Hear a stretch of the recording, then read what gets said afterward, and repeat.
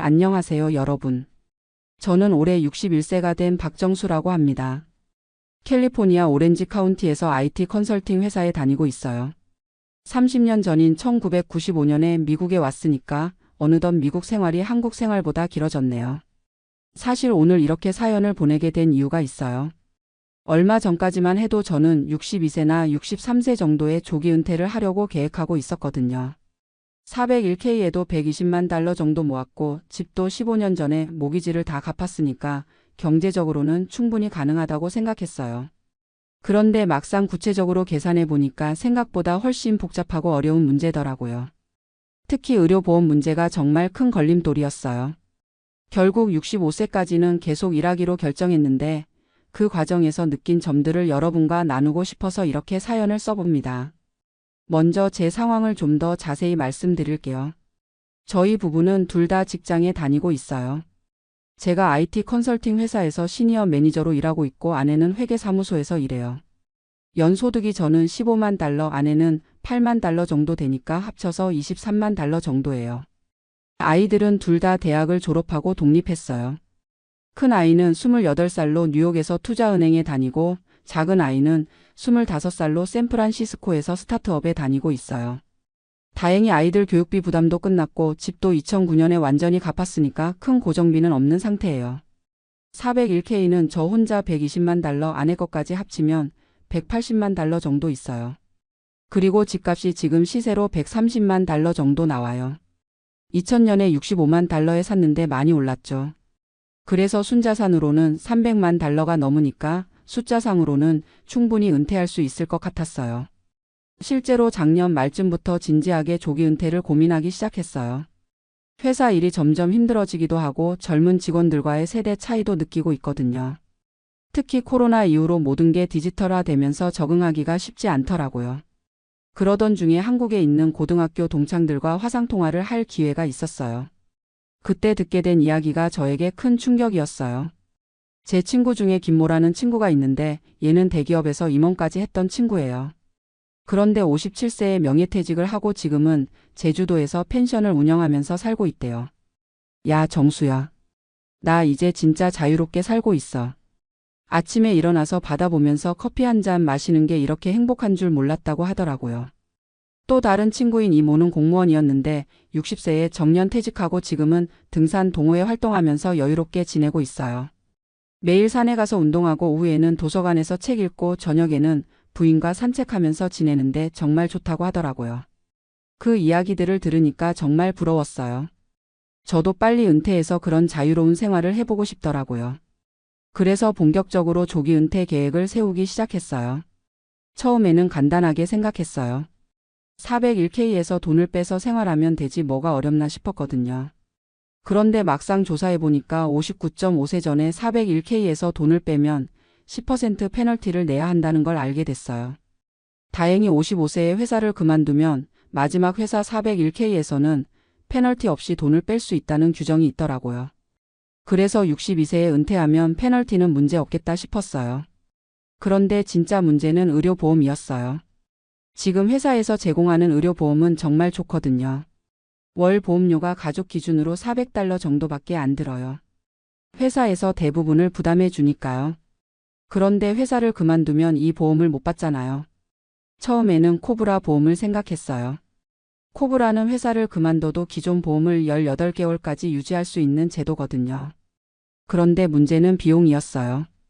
회사에서 더 이상 보험료를 보조해 주지 않으니까 전액 자비로 내야 하는데 월 1,800달러가 넘더라고요. 1,800달러면 연간 21,600달러예요. 18개월 동안만 계산해도 32,400달러가 들어가는 거죠. 게다가 18개월이 지나면 다른 보험을 찾아야 하는데 그때는 더 비싸질 수도 있고요. 그래서 오바마 케어를 알아봤어요. 오바마 케어는 기존 병력을 따지지 않고 가입할 수 있어서 좋다고 들었거든요. 그런데 여기서 또 문제가 생겼어요. 오바마 케어는 소득에 따라서 보조금을 받을 수 있는데 저희처럼 401k에서 돈을 빼서 생활하면 그게 다 소득으로 계산되더라고요. 예를 들어서 연간 8만 달러를 401k에서 빼서 생활하면 그게 그의 소득이 되는 거예요. 문제는 저희 나이대에서 오바마 케어 보험료가 엄청 비싸다는 거였어요. 소득이 연방 빈곤선의 400%를 넘으면 보조금을 못 받는데 2인 가족 기준으로 연 소득이 7만 달러 정도만 넘어도 보조금이 없어져요. 실제로 온라인에서 견적을 뽑아보니까 저희 부부가 오바마 케어에 가입하면 괜찮은 플랜은 월 1,500달러에서 2,000달러 사이더라고요. 연간으로 치면 1만 8,000달러에서 2만 4,000달러예요. 게다가 디덕터블도 높아서 실제로 병원에 가면 추가로 돈을 많이 내야 하고요. 더 충격적인 건 제가 당뇨가 있다는 거였어요. 몇 년 전에 진단받았는데 지금은 약으로 잘 관리하고 있어요. 그런데 이런 기존 질환이 있으면 보험료가 더 비싸질 수도 있다는 이야기를 들었어요. 오바마 케어는 기존 질환으로 차별하지 않는다고 하지만 그래도 불안하더라고요. 계산해 보니까 의료 보험료만 연간 2만 달러 이상 들어가는 거예요. 거기에 생활비까지 합치면 401k에서 연간 10만 달러 이상을 빼야 하는 상황이었어요. 그러면 401k가 10년도 안 되어서 바닥날 수도 있겠더라고요. 그래서 좀 더 구체적으로 계산해 봤어요. 현재 상황에서 62세에 은퇴한다면 의료보험료 연간 2만 달러, 생활비 연간 6만 달러 지금보다 절약해서 세금 연간 1만 5천 달러 정도, 총 필요 금액 연간 8만 5천 달러, 401k에서 연간 8만 5천 달러를 빼면 투자 수익을 고려해도 15년 정도면 바닥날 계산이 나왔어요. 그러면 77세에는 돈이 떨어지는 거죠. 요즘 평균 수명이 80세를 넘는다는데 너무 위험하다는 생각이 들었어요. 그런데 65세까지 일하면 상황이 완전히 달라져요. 65세가 되면 메디케어에 가입할 수 있거든요. 메디케어는 미국 정부에서 65세 이상에게 제공하는 의료보험이에요. 메디케어 파트 A는 병원비를 커버하는데 제가 30년 동안 세금을 냈으니까 무료로 받을 수 있어요. 파트 B는 의사 진료비를 커버하는데 월 185달러 정도 내면 돼요. 거기에 처방약 보험인 파트 D까지 합쳐도 월 250달러 정도면 충분해요. 지금 회사 보험료 월 400달러와 비교하면 오히려 더 싸죠. 물론 보장 범위는 좀 다르지만 메디케어 서플리먼트 보험을 추가로 들어도 월 500달러 정도면 충분해요.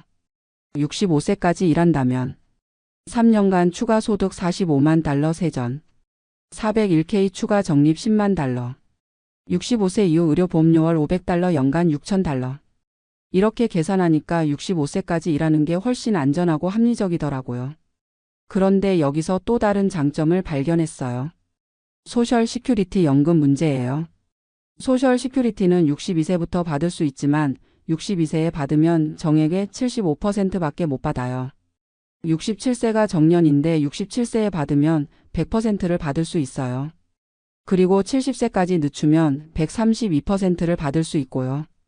제가 67세에 받을 수 있는 소셜 시큐리티가 월 2,800달러 정도 돼요.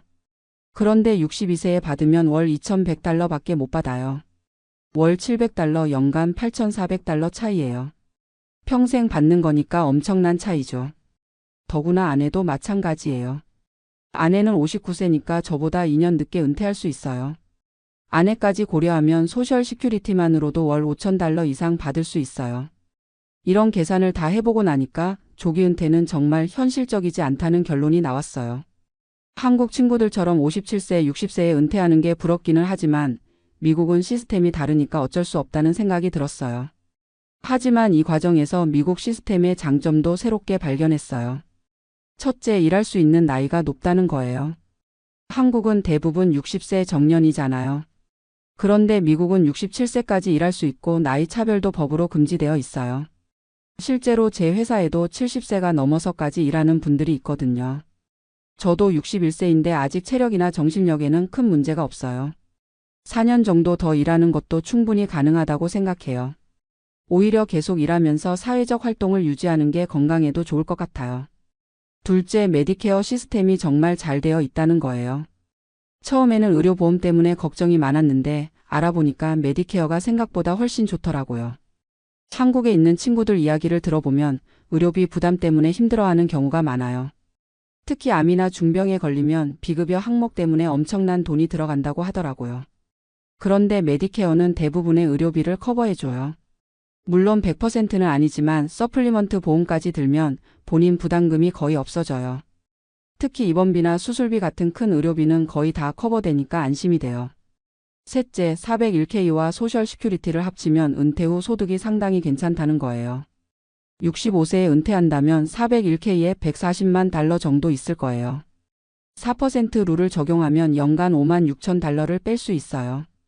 거기에 소셜 시큐리티 부부 합쳐서 연간 7만 달러 정도 받으면 총 연간 12만 6천 달러 소득이 있는 거죠. 월로 치면 1만 달러가 넘어요. 집은 이미 다 갚았으니까 큰 고정비도 없고 의료보험료도 크게 부담되지 않고요. 이 정도면 충분히 여유로운 은퇴 생활을 할 수 있을 것 같아요. 넷째, 세금 혜택도 좋다는 걸 알게 됐어요. 은퇴하면 소득이 줄어드니까 세율도 낮아져요. 지금은 24% 세율을 내고 있는데 은퇴하면 12%나 22% 정도만 내면 될 것 같아요. 그리고 65세 이상이 되면 세금 공제 혜택도 더 많아져요. 스탠다드 디덕션도 더 많이 받을 수 있고요. 이런 걸 다 계산해 보니까 65세까지 일하는 게 정말 합리적인 선택이라는 확신이 들었어요. 물론 아쉬운 점도 있어요. 한국 친구들처럼 50대에 자유로운 생활을 시작할 수는 없으니까요. 하지만 4년만 더 참으면 훨씬 안정적이고 여유로운 은퇴 생활을 할 수 있다고 생각하니까 기다릴 만하다는 생각이 들어요. 게다가 요즘은 일하는 것도 예전만큼 힘들지 않아요. 코로나 이후로 재택근무도 많이 늘었고 워라밸에 대한 인식도 많이 개선됐거든요. 제 회사도 주 3일은 재택근무를 할 수 있게 해줘서 많이 편해졌어요. 그리고 나이가 들면서 일에 대한 스트레스도 많이 줄었어요. 젊었을 때는 승진이나 연봉에 대한 압박감이 있었는데 이제는 그런 거 신경 안 쓰고 편안하게 일할 수 있어요. 오히려 경험이 쌓이니까 일 자체는 더 쉬워졌어요. 최근에는 회사에서 멘토링 프로그램도 맡게 됐어요. 신입사원들에게 업무를 가르쳐주는 역할인데 이게 생각보다 보람찬 일이더라고요. 제가 30년 동안 쌓은 경험을 젊은 친구들에게 전수해주는 거니까 의미가 있는 것 같아요. 아내도 처음에는 제가 조기 은퇴 계획을 포기한다고 하니까 아쉬워했어요. 하지만 구체적인 계산을 보여주니까 이해하더라고요. 오히려 그동안 내가 너무 성급하게 생각했나 봐. 4년만 더 참자고 하면서 격려해줘요. 아이들한테도 이야기해봤는데 다들 현명한 결정이라고 하더라고요. 특히 큰아이가 아빠, 미국은 한국과 시스템이 다르니까 미국 방식에 맞춰서 계획을 세우는 게 맞다고 조언해줬어요. 투자은행에서 일하다 보니까 이런 재정 계획에 대해서도 잘 아는 것 같더라고요. 이제는 65세 은퇴를 목표로 새로운 계획을 세우고 있어요. 남은 4년 동안은 최대한 건강을 관리하면서 일하고 401k도 조금 더 늘리려고 해요. 지금 연간 2만 7천 달러씩 넣고 있는데 50세 이상은 추가로 7,500달러를 더 넣을 수 있어서 총 34,500달러까지 넣을 수 있거든요. 아내도 마찬가지로 최대한 많이 넣으려고 해요. 그러면 4년 후에는 401k가 200만 달러를 넘을 수도 있어요. 그러면 정말 여유로운 은퇴 생활이 가능하겠죠. 건강 관리도 더 신경 쓰고 있어요. 당뇨가 있으니까 식단 관리를 철저히 하고 운동도 꾸준히 하려고 해요. 주말에는 아내와 함께 하이킹을 가는데 이게 정말 좋더라고요. 캘리포니아는 날씨도 좋고 하이킹 코스도 많아서 운동하기에 최적이에요. 그리고 은퇴 후에 뭘 할지도 미리 계획하고 있어요. 일단은 여행을 많이 다니고 싶어요. 30년 동안 미국에서만 살았으니까 다른 나라들도 구경해보고 싶고 한국도 자주 가서 친구들과 시간을 보내고 싶어요. 취미 활동도 늘리려고 해요. 예전에 골프를 좀 쳤는데 은퇴하면 본격적으로 다시 시작해볼 생각이에요. 오렌지 카운티에는 골프장이 정말 많거든요. 그리고 봉사활동도 해보고 싶어요. 한인 커뮤니티에서 새로 이민 온 분들을 도와주는 일이나 영어를 가르쳐주는 일 같은 거요. 제가 받은 도움을 다른 분들에게 돌려주고 싶어요. 재정적으로도 더 안정적인 계획을 세웠어요. 65세에 은퇴한 후에는 401k에서 4%씩만 빼고 가능하면 70세까지는 소셜 시큐리티를 늦춰서 받으려고 해요. 그러면 소셜 시큐리티가 32% 더 늘어나거든요. 건강하게 70세까지 일할 수는 없겠지만 소셜 시큐리티만은 늦춰서 받으면 월 소득이 훨씬 늘어나요. 70세부터는 소셜 시큐리티만으로도 월 7,000달러 정도 받을 수 있을 거예요. 이런 계획들을 세우면서 느끼는 건데 미국은 정말 계획적으로 살기에 좋은 나라인 것 같아요. 시스템이 복잡하기는 하지만 한번 이해하고 나면 예측 가능하고 안정적이거든요. 한국은 제도가 자주 바뀌고 예측하기 어려운 면이 있는데 미국은 기본적인 틀은 크게 안 바뀌어요. 메디케어나 소셜 시큐리티 같은 제도들이 수십 년째 안정적으로 유지되고 있잖아요. 그래서 장기적인 계획을 세우기에는 미국이 더 유리한 것 같아요. 물론 개인의 책임도 더 크지만 그만큼 자유롭게 선택할 수 있는 여지도 많고요. 지금 생각해보면 조기 은퇴를 고민했던 것도 나쁘지 않았어요. 그 과정에서 미국의 은퇴 시스템에 대해 정말 많이 배웠거든요. 메디케어, 소셜 시큐리티, 401k 세금 혜택 등등. 이런 걸 미리 알아두니까 안심이 돼요. 특히 의료보험 문제는 정말 중요한 것 같아요. 한국 친구들은 의료보험 걱정 없이 은퇴할 수 있지만 미국에서는 65세 전에 은퇴하려면 의료보험을 어떻게 해결할지 반드시 계획해야 해요. 저처럼 회사 보험에 의존하고 있는 사람들은 특히 조심해야 할 것 같아요. 코브라나 오바마 케어로 해결할 수는 있지만 비용이 만만치 않거든요. 연간 $20,000 이상 들어가는 건 정말 부담이 크죠. 그런데 65세만 되면 메디케어로 해결되니까 그때까지만 참으면 되는 거예요. 4년이라는 시간이 길게 느껴질 수도 있지만 안정적인 은퇴를 위해서는 기다릴 만한 가치가 있다고 생각해요. 요즘은 주변에 있는 다른 한국분들께도 이런 정보를 나누고 있어요. 저처럼 조기 은퇴를 고민하시는 분들이 생각보다 많거든요. 특히 코로나 이후로 일에 대한 회의감을 느끼는 분들이 늘었어요. 얼마 전에 교회에서 만난 박모라는 분도 비슷한 고민을 하고 계시더라고요. 58세인데 회사에서 스트레스를 많이 받아서 그만두고 싶어 하세요. 그래서 제 경험을 자세히 말씀드렸어요. 박 형님, 저도 그런 마음 충분히 이해해요. 하지만 의료보험 문제만큼은 꼭 해결 방법을 찾아두세요. 특히 기존 질환이 있으시면 더욱 조심하셔야 해요라고 조언해 드렸어요. 그분도 고혈압이 있으셔서 약을 드시고 계거든요. 그런 경우에는 의료보험이 더욱 중요하죠. 지금 회사 보험으로는 월 $50 정도만 내고 약을 받으실 수 있는데 개인 보험으로 바뀌면 훨씬 비싸질 수 있어요. 또 다른 분은 이미 62세에 조기 은퇴를 하신 김모라는 분인데 의료보험 때문에 정말 고생하고 계세요. 오바마 케어에 가입하셨는데 월 보험료가 $1,400나 나온다고 하더라고요. 게다가 디덕터블이 $10,000라서 웬만한 병원비는 다 본인이 내야 한다고 하세요. 김 형님, 3년만 더 참으셨으면 메디케어로 해결되었을 텐데. 라고 말씀드렸더니 정말 후회스럽다고 하시더라고요. 이미 은퇴를 하신 상황이라 돌이킬 수는 없지만 다른 분들에게는 좋은 교훈이 되는 것 같아요. 이런 사례들을 보면서 더욱 확신이 서요. 미국에서는 65세까지 일하는 게 정말 합리적인 선택이라는 걸요. 그리고 또 하나 깨달은 게 있어요. 나이 듦에 대한 인식이 한국과 미국이 많이 다르다는 거예요. 한국에서는 50대 후반, 60대 초반이면 이미 늙었다고 생각하는 경우가 많잖아요. 특히 직장에서는 더욱 그렇고요. 그래서 빨리 은퇴해서 여생을 보내야 한다는 생각을 하게 되는 것 같아요. 그런데 미국에서는 60대는 아직 젊다고 생각하는 분위기예요.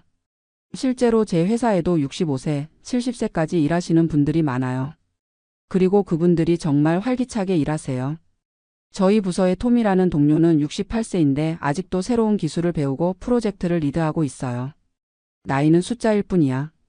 중요한 건 마음가짐이지라고 항상 말하거든요. 그런 분들을 보면서 저도 나이에 대한 생각이 많이 바뀌었어요. 61세라고 해서 벌써 늙었다고 생각할 필요 없구나. 앞으로 4년 정도는 충분히 현역으로 일할 수 있겠구나 하는 자신감이 생겼어요. 건강 관리도 더 체계적으로 하게 됐어요. 어차피 4년을 더 일해야 한다면 그 기간 동안 최대한 건강하게 지내야겠다는 생각이 들었거든요. 매년 종합검진을 받는 것은 물론이고 당뇨 관리도 더 철저히 하고 있어요. 혈당 수치를 매일 체크하고 식단도 영양사와 상담해서 새로 짰어요. 운동도 개인 트레이너와 함께 주 3회씩 하고 있고요. 다행히 회사 보험이 이런 예방 의료에 대해서는 거의 100% 커버해줘요. 연간 종합검진, 영양사 상담, 개인 트레이너까지 다 보험으로 해결할 수 있어요. 이것도 65세까지 일하는 또 다른 장점이죠. 아내도 마찬가지로 건강관리에 더 신경 쓰고 있어요.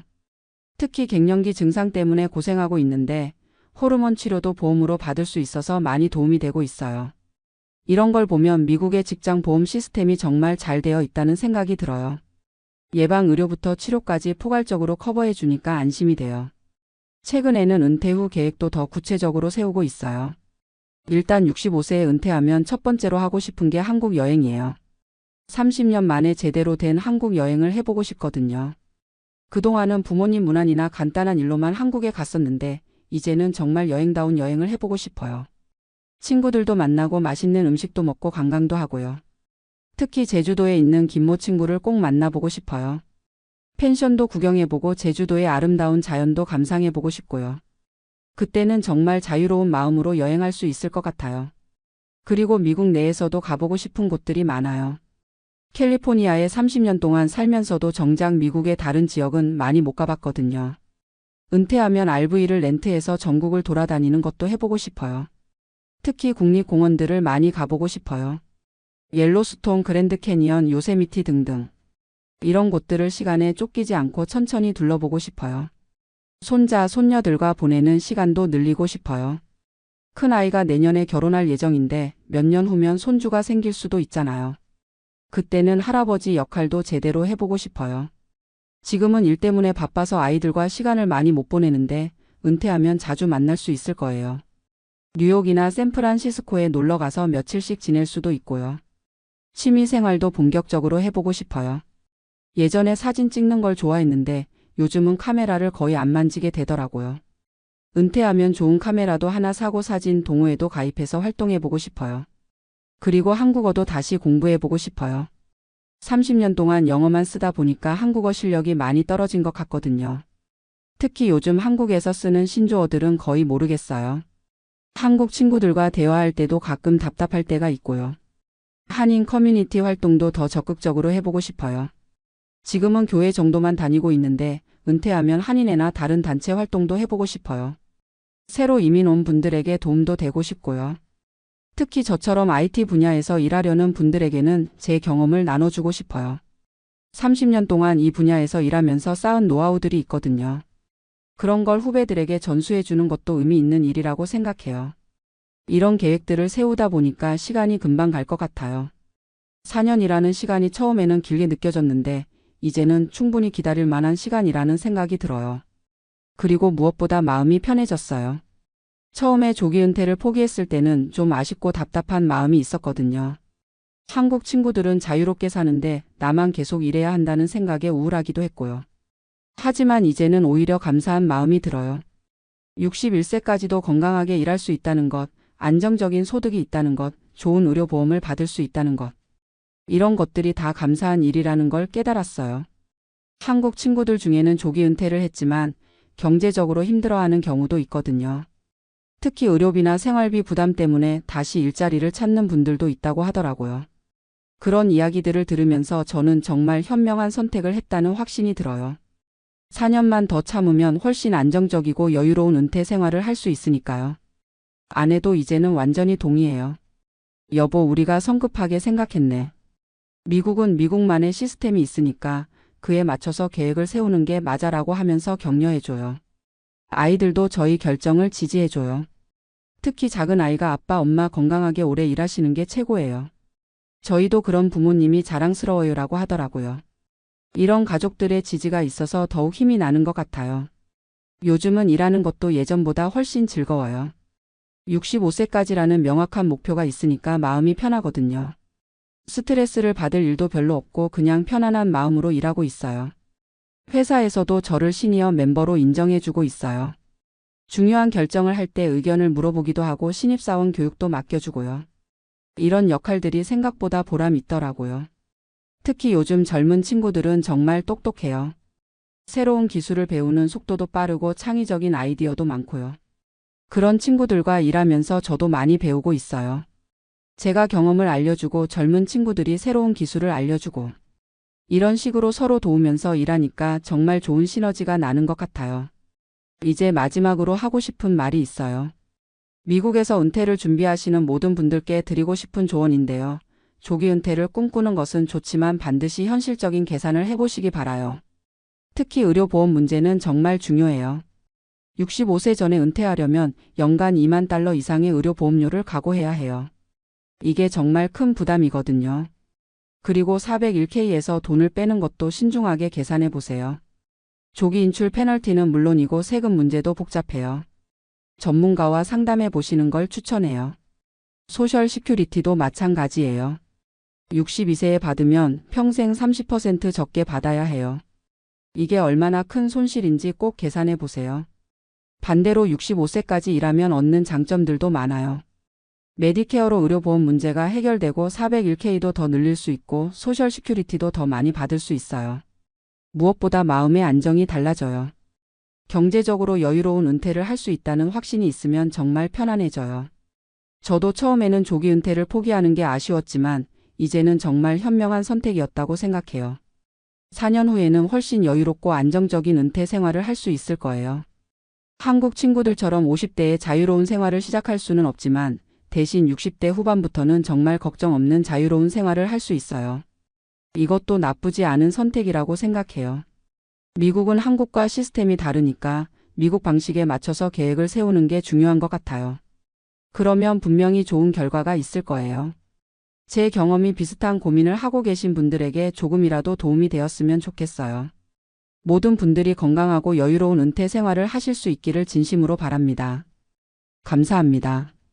안녕하세요. 저는 현재 미국 텍사스 댈러스에 살고 있는 김민준이라고 합니다. 제 아내 수연이와 함께 이런 이야기를 하게 될 줄은 정말 몰랐어요. 지금 이 순간 저희 집 2층 마스터 베드룸에서 이 이야기를 녹음하고 있는데 창밖으로 보이는 넓은 뒷마당과 파란 하늘을 보면서 정말 꿈만 같다는 생각이 듭니다. 불과 2년 전만 해도 저희는 서울 구로구 어느 빌라 반지하에서 곰팡이 냄새와 함께 살았거든요. 그때를 생각하면 지금이 정말 기적 같아요. 어떻게 이런 일이 가능했는지 그 이야기를 들려드리고 싶습니다. 2023년 5월 저희가 결혼했을 때만 해도 사실 행복했어요. 연애 3년 만에 드디어 결혼한다는 설렘으로 가득했거든요. 민준이는 강남에 있는 중견 IT 회사에서 백엔드 개발자로 일했고 저는 홍대 근처 작은 디자인 스튜디오에서 그래픽 디자이너로 일했어요. 둘이 합쳐서 월 600만 원 정도 벌었는데 그때는 나름 괜찮다고 생각했죠. 하지만 문제는 집이었어요. 서울에서 신혼집을 구하는 게 얼마나 어려운지 아시잖아요. 저희 예산으로는 전세도 엄두가 안 나고 월세로라도 괜찮은 곳을 찾으려니 정말 막막했어요. 부모님들께 도움을 청했지만 양가 부모님 모두 은퇴하신 분들이라 큰 도움을 드릴 수 없는 상황이었거든요. 그래서 어쩔 수 없이 구한 곳이 구로구 어느 낡은 빌라의 반지하였어요. 보증금 2천만 원에 월세 70만 원. 전용 면적이 18평 정도 되는 원룸 형태였는데 천장이 낮아서 민준이가 팔을 뻗으면 닿을 정도였어요. 첫날 이사가서 짐을 정리하는데 정말 마음이 착잡했어요. 창문이 반쯤 땅 아래 있어서 사람들 다리만 보이고 습기 때문에 벽지가 곳곳에 떨어져 있고 화장실에는 곰팡이가 벌써 슬어 있었거든요. 그래도 저희만의 공간이라는 생각으로 최대한 예쁘게 꾸며보려고 노력했어요. 하지만 살아보니 정말 힘들었어요.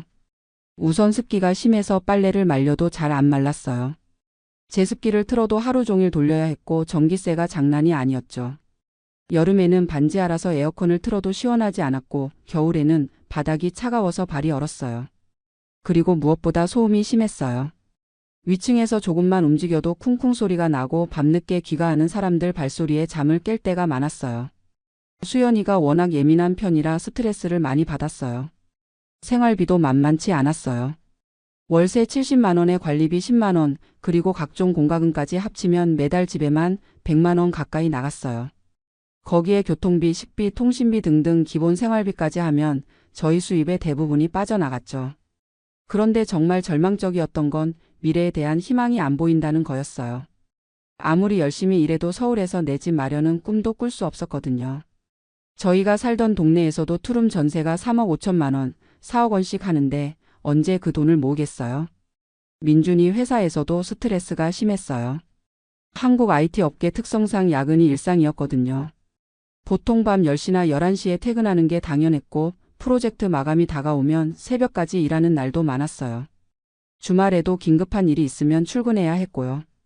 저도 디자인 일이 만만치 않았어요. 클라이언트들의 무리한 요구에 밤새 수정 작업을 해야 할 때가 많았고 그런데도 월급은 300만 원이 조금 넘는 수준이었어요. 경력이 쌓여도 크게 오르지 않더라고요. 그러던 중 전환점이 왔어요. 민준이가 회사에서 미국 현지 법인 파견 제안을 받은 거였어요. 처음에는 영어도 서툴고 낯선 땅에 가는 게 무서워서 망설였는데 지금 생각해보면 그게 정말 인생을 바꾼 순간이었어요. 파견 조건이 나쁘지 않았어요. 현지 연봉은 10만 달러 정도였고 비자 처리나 이주 비용은 회사에서 지원해 준다고 했어요. 무엇보다 미국에서 경험을 쌓고 나면 더 좋은 기회들이 많다는 선배들의 조언도 있었고요. 수연이와 밤새 고민했어요. 사실 두려움이 컸거든요. 한국을 떠나서 아무것도 모르는 미국에서 살 수 있을까? 언어 문제는 어떻게 해결하지? 가족들과 떨어져서 살 수 있을까? 이런 걱정들이 머릿속을 가득 채웠어요. 하지만 한국에서의 현실을 생각해보니 더 이상 버틸 수가 없겠더라고요.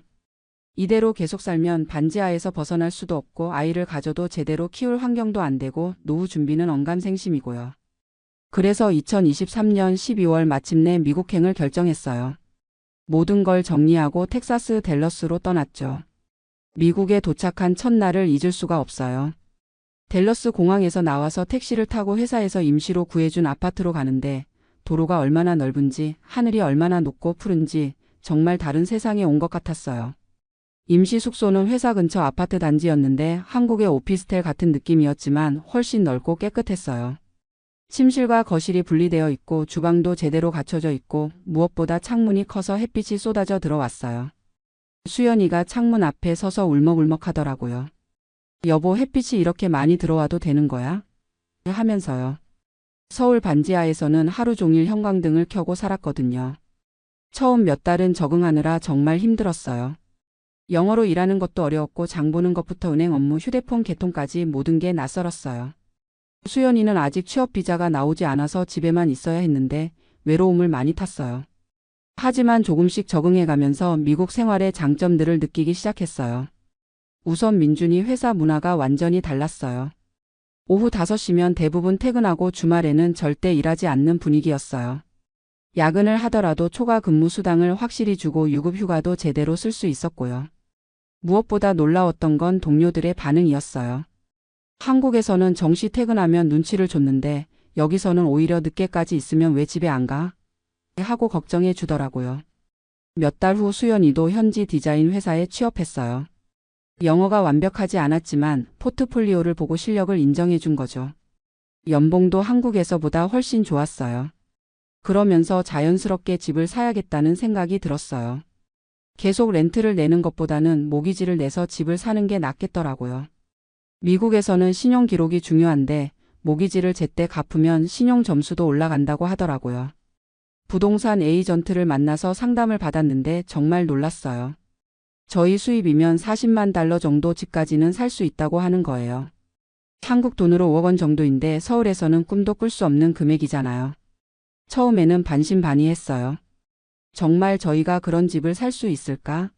하지만 모기지 승인도 쉽게 나왔고 실제로 집들을 보러 다니기 시작했어요. 첫 번째로 본 집은 플레이노라는 지역의 타운하우스였어요. 3층 구조에 침실 3개, 화장실 2개 반, 차고도 있고 작은 뒷마당도 있었어요.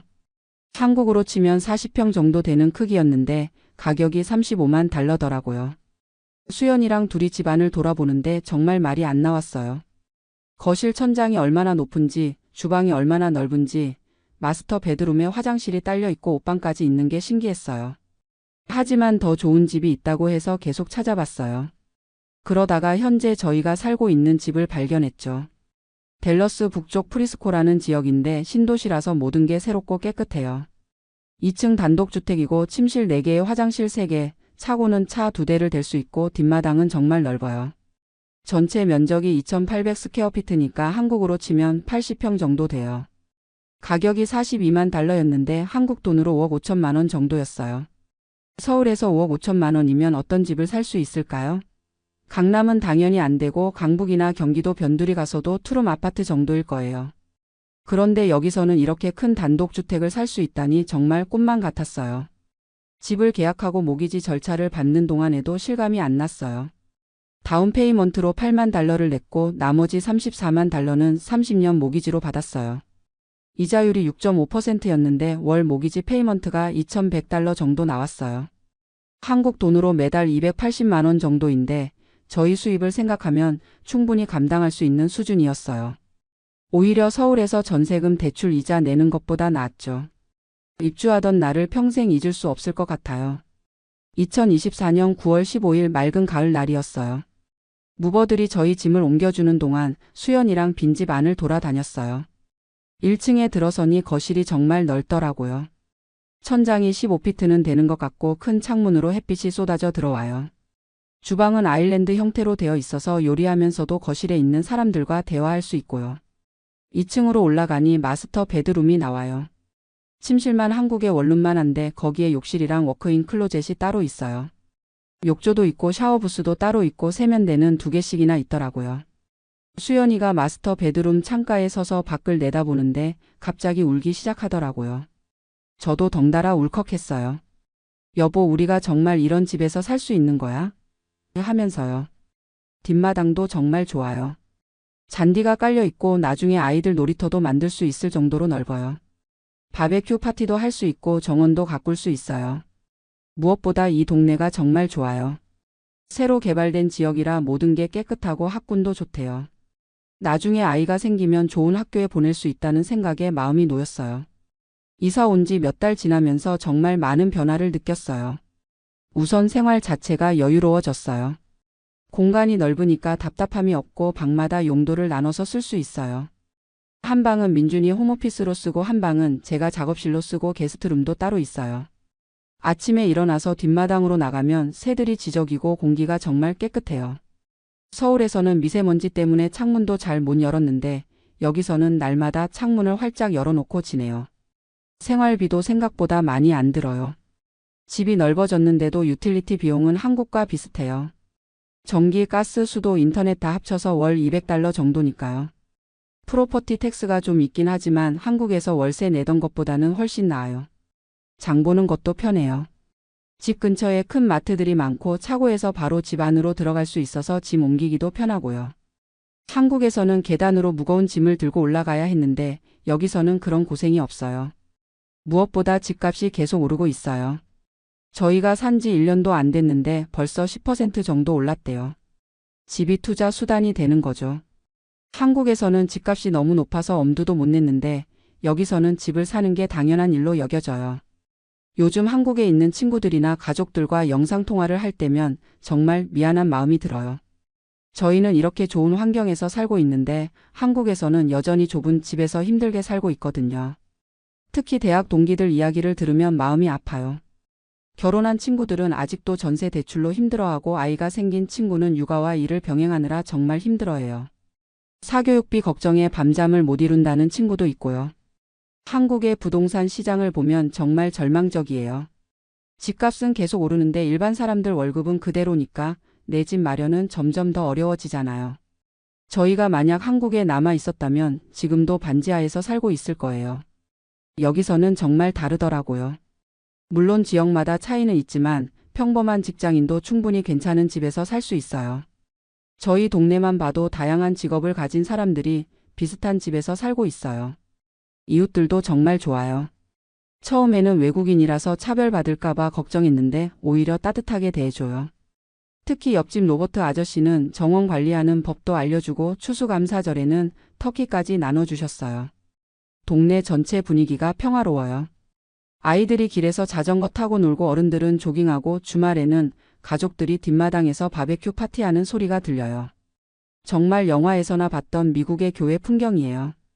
수연이도 미국 생활에 완전히 적응했어요. 영어 실력도 많이 늘었고 회사에서도 인정받고 있어요. 요즘에는 프리랜서로도 일을 받아서 부수입도 생겼어요. 한국에서는 시간당 10,000원도 받기 어려웠는데 여기서는 시간당 $50를 받아요. 민준이도 승진해서 연봉이 $120,000로 올랐어요. 경력이 쌓이면서 더 좋은 기회들도 많이 생기고 있어요. 한국에서는 나이 들면 오히려 취업이 어려워진다고 하는데 여기서는 경험 많은 사람을 더 선호하는 분위기예요. 건강보험도 생각보다 좋아요. 회사에서 제공하는 보험으로 웬만한 치료는 다 받을 수 있고 치과나 안과도 따로 보험이 있어서 부담이 크지 않아요. 한국에서는 큰 병에 걸리면 집안이 망한다는 얘기도 있잖아요. 요즘 제일 기대되는 건 아이 계획이에요. 한국에서는 아이를 키우는 비용 때문에 엄두도 못 냈는데 여기서는 가능할 것 같아요. 우선 공간이 넉넉하고 교육비도 공립학교가 수준이 높아서 사교육 부담이 적어요. 무엇보다 아이가 뛰어놀 공간이 충분해요. 뒷마당에서 놀 수도 있고 동네에 공원도 많고 안전해서 아이 혼자 학교도 다닐 수 있어요. 한국에서는 대기오염이나 교통사고 걱정도 많았는데 여기서는 그런 걱정이 덜해요. 가끔 한국이 그립긴 해요. 특히 부모님들이 걱정되고 한국 음식이나 문화가 그리울 때도 있어요. 하지만 여기서도 한인마트에서 웬만한 한국 음식은 다 살 수 있고 한국 드라마나 예능도 인터넷으로 볼 수 있어요. 무엇보다 미래에 대한 희망이 있어요. 한국에서는 아무리 열심히 일해도 계속 제자리인 느낌이었는데 여기서는 노력한 만큼 결과가 나와요. 집값도 꾸준히 오르고 있어서 자산도 늘어나고 있고요. 은퇴 계획도 세울 수 있어요. 회사에서 401k도 매칭해주고 소셜 시큐리티도 있어서 노후가 불안하지 않아요. 한국에서는 국민연금만으로는 노후가 어렵다고 하는데 여기서는 그런 걱정이 덜해요.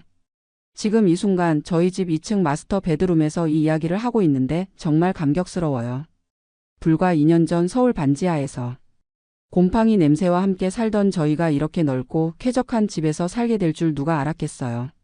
창밖으로 보이는 뒷마당에는 지금 스프링클러가 돌아가면서 잔디에 물을 주고 있어요. 저 멀리 이웃집 아이들이 자전거를 타고 놀고 있고 하늘은 파랗게 맑아요. 한국에서는 상상도 못했던 풍경이에요. 어젯밤에 수연이랑 이야기했는데 정말 다행히 미국에 왔다는 생각이 들어요. 만약 한국에 그대로 있었다면 지금쯤 어떻게 살고 있을까요? 아마 여전히 반지하에서 전세 대출 이자에 허덕이면서 살고 있었을 거예요. 아이 갖는 것도 엄두 못 내고 노후 준비는 꿈도 못 꾸고요. 요즘 한국 뉴스를 보면 정말 안타까워요.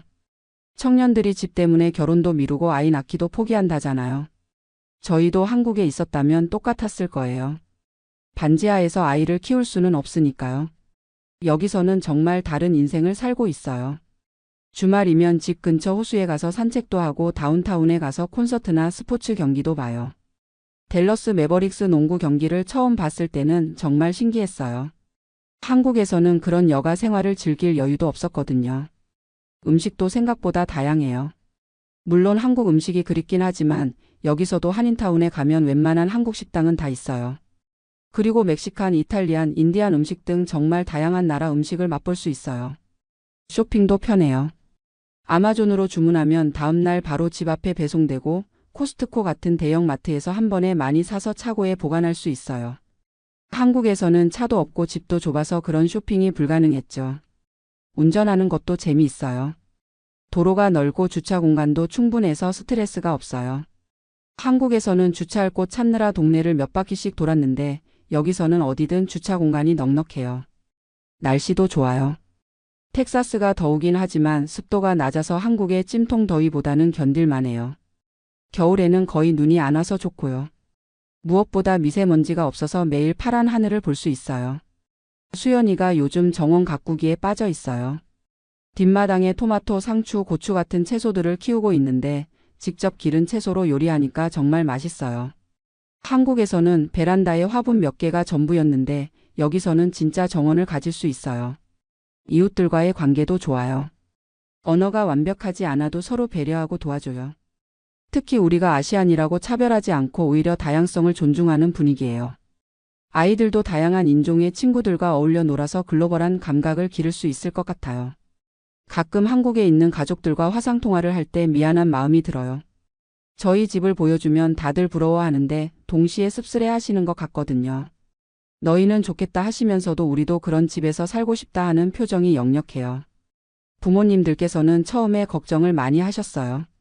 외국에서 혼자 살면서 무슨 일이 생기면 어떡하냐, 언제 다시 볼 수 있을지 모르겠다 하시면서요. 하지만 저희가 잘 정착하는 모습을 보시고는 이제 안심하시는 것 같아요. 작년 추수감사절에 부모님들을 모셔와서 일주일 정도 같이 지냈는데 정말 좋아하셨어요. 특히 집이 넓어서 불편하지 않게 모실 수 있어서 다행이었어요. 한국의 반지하에서는 상상도 못했던 일이죠. 부모님들이 뒷마당에서 바베큐 파티하는 걸 보시고는 정말 미국 영화에서나 보던 일이 현실이구나 하시더라고요. 그리고 너희가 잘 결정했다. 여기서 행복하게 살아라 하시면서 눈물을 글썽이셨어요. 경제적으로도 정말 안정됐어요. 한국에서는 매달 생활비 내고 나면 남는 게 거의 없었는데 여기서는 저축도 하고 투자도 할 수 있어요. 집값 상승으로 자산도 늘어나고 있고 401k로 은퇴 준비도 하고 있어요. 특히 집이 자산이 된다는 게 정말 좋아요. 매달 모기지를 내는 게 결국 내 집의 에퀴티를 늘리는 거니까 집세 내는 것과는 완전히 다른 개념이에요. 한국에서 월세 낼 때는 그냥 돈이 나가기만 했는데 여기서는 투자하는 느낌이에요. 요즘에는 두 번째 집도 생각하고 있어요. 투자용으로 렌탈 프로퍼티를 사서 임대 수입을 얻는 거죠. 미국에서는 그런 부동산 투자가 일반적이고 세금 혜택도 있어서 좋다고 해요. 교육 환경도 정말 좋아요. 저희 동네 공립학교들이 레이팅이 높아서 굳이 사립학교에 보내지 않아도 될 것 같아요. 한국에서는 사교육비 때문에 아이 교육이 부담스러웠는데 여기서는 그런 걱정이 덜해요. 대학 교육도 다양한 옵션이 있어요. 주립대학도 수준이 높고 장학금 제도도 잘 되어 있어서 실력만 있으면 좋은 대학에 갈 수 있어요. 한국처럼 사교육에 의존하지 않고도 충분히 경쟁할 수 있는 환경이에요. 무엇보다 아이들이 다양한 경험을 할 수 있어요. 스포츠, 음악, 미술 등 다양한 방과 후 활동이 있고 여름에는 캠프도 많아요. 아이들이 자신의 재능을 발견하고 키울 수 있는 환경이 잘 갖춰져 있어요. 사회 시스템도 믿을 만해요. 법치주의가 잘 정착되어 있고 부패가 적어서 공정한 경쟁이 가능해요. 실력만 있으면 출신이나 배경에 관계없이 성공할 수 있는 기회가 열려 있어요. 의료 시스템도 생각보다 나쁘지 않아요. 보험만 잘 들어놓으면 좋은 치료를 받을 수 있고 응급 상황에는 즉시 대응해줘요. 한국처럼 큰 병원에 가려고 몇 주씩 기다릴 필요도 없어요. 문화생활도 풍부해요. 댈러스 다운타운에는 뮤지엄, 오페라 하우스, 콘서트홀 등이 많아서 다양한 문화 행사를 즐길 수 있어요. 브로드웨이 뮤지컬도 자주 와서 공연하고요. 스포츠 문화도 재미있어요. 미식축구, 농구, 야구, 하키 등 프로 스포츠 팀들이 있어서 시즌마다 경기를 보러 가는 재미가 쏠쏠해요. 가족 단위로 즐길 수 있는 건전한 오락이에요. 자연환경도 좋아요. 차로 조금만 나가면 호수나 공원이 많아서 캠핑이나 하이킹을 즐길 수 있어요. 주말에는 가족들과 함께 자연 속에서 시간을 보내는 게 일상이에요. 치안도 우리 동네는 정말 좋아요. 밤에 혼자 산책해도 무섭지 않고 아이들이 동네에서 자유롭게 놀 수 있어요. 물론 지역마다 차이는 있지만 좋은 동네를 선택하면 한국보다도 안전할 수 있어요. 이민 과정이 쉽지는 않았지만 지금 생각해보면 정말 잘한 선택이었어요. 언어나 문화의 장벽은 시간이 지나면서 자연스럽게 극복됐고 오히려 글로벌한 감각을 기를 수 있어서 좋았어요. 특히 수연이가 많이 성장한 것 같아요. 한국에서는 소심하고 내성적이었는데 여기서는 자신감을 갖고 적극적으로 활동해요. 새로운 환경에서 독립적으로 살아가면서 내면이 강해진 것 같아요. 저도 마찬가지예요. 한국에서는 직장 상사 눈치 보면서 야근하고 미래에 대한 확신 없이 하루하루 살았는데 여기서는 내 인생의 주인이 된 느낌이에요. 계획을 세우고 실행할 수 있는 환경이 되니까 삶의 질이 완전히 달라졌어요. 무엇보다 희망이 있어요. 한국에서는 아무리 노력해도 나아질 게 없다는 절망감이 있었는데 여기서는 노력한 만큼 결과가 나와요. 집값도 오르고 연봉도 오르고 경력도 쌓이고 미래가 밝아 보여요. 가끔 한국 친구들이 부럽다, 우리도 이민 가고 싶다 해요. 하지만 이민이 모든 사람에게 정답은 아니라고 생각해요. 언어나 문화의 차이를 극복해야 하고 가족과 떨어져 살아야 하는 어려움도 있거든요. 다만 저희처럼 한국에서 미래에 대한 희망을 찾기 어려운 상황이라면 용기를 내서 도전해 볼 만하다고 생각해요. 특히 젊을 때 이민을 오면 적응도 빠르고 기회도 많아요. 중요한 건 철저한 준비예요. 영어 공부는 기본이고 해당 분야의 전문성을 키워야 해요. 그리고 현지 정보를 충분히 수집하고 현실적인 계획을 세워야 해요. 저희는 운 좋게 회사에서 기회를 줘서 비교적 수월하게 이민할 수 있었지만 그렇지 않은 경우에는 더 많은 준비가 필요할 거예요. 하지만 정말 간절하다면 방법은 있다고 생각해요. 지금 이 순간 마스터 베드룸에서 밖을 내다보며 이 이야기를 하고 있는데 정말 감사한 마음이 들어요. 불과 2년 전 서울 반지하의 곰팡이 냄새를 생각하면 지금이 꿈만 같아요. 내년에는 아이도 가질 계획이에요. 이렇게 좋은 환경에서 아이를 키울 수 있다는 게 정말 행복해요. 넓은 뒷마당에서 뛰어놀고 좋은 학교에서 꿈을 키울 수 있는 아이를 생각하니 벌써 설레요. 한국에 계신 부모님들께도 더 자주 오시라고 말씀드리고 있어요. 게스트룸도 있고 할 일도 없으니까 편하게 지내실 수 있거든요. 나중에는 아예 이민 오시는 것도 고려해보고 있어요. 이 이야기를 듣고 계신 분들 중에 혹시 비슷한 고민을 하고 계신 분이 있다면 용기를 내보시길 권하고 싶어요. 물론 쉽지 않은 결정이지만 인생은 한 번뿐이잖아요. 후회 없는 선택을 하시길 바라요. 마지막으로 지금 한국에서 힘들게 살고 계신 모든 분들께 희망을 잃지 마시라고 말씀드리고 싶어요. 분명히 더 나은 미래가 있을 거예요. 저희가 그랬듯이 말이에요. 저는 김민준이었고 제 아내 수연이와 함께 텍사스 프리스코의 저희 집에서 이 이야기를 들려드렸습니다. 서울 빌라 반지하에서 미국 2층 집 마스터 베드룸까지 정말 꿈만 같은 여정이었어요. 들어주셔서 감사합니다. 안녕하세요. 저는 현재 미국 텍사스 휴스턴에 살고 있는 37세 김정민이라고 합니다. 2년 전까지만 해도 저는 서울에서 아내와 5살 아들과 함께 오피스텔에 살며 하루하루 버텨나가고 있었어요. 그런데 지금 제가 살고 있는 집을 보면서 과거를 돌이켜보니 정말 격세지감이라는 말이 무엇인지 절실히 느끼게 됩니다. 오늘 제 이야기를 들려드리는 이유는 단순합니다. 지금도 서울에서 비좁은 공간에 터무니없는 돈을 내며 살아가고 계신 분들께 다른 선택지가 있다는 것을 알려드리고 싶어서입니다. 한국에서는 상상도 할 수 없었던 주거 환경이 미국에서는 오히려 당연한 일상이 되었거든요. 2년 전 서울에서 살았던 오피스텔은 월세가 150만 원이었습니다. 보증금도 3천만 원이나 들어갔죠. 그런데 그 집의 크기가 얼마나 되었는지 아세요? 고작 19평, 전용 면적으로는 16평 남짓이었어요. 원룸 구조의 작은 부엌과 화장실이 딸린 정말 말 그대로 생존을 위한 최소한의 공간이었습니다. 그런데 지금 제가 미국에서 살고 있는 아파트는 월세가 1,500불, 한국 돈으로 하면 약 190만 원 정도예요.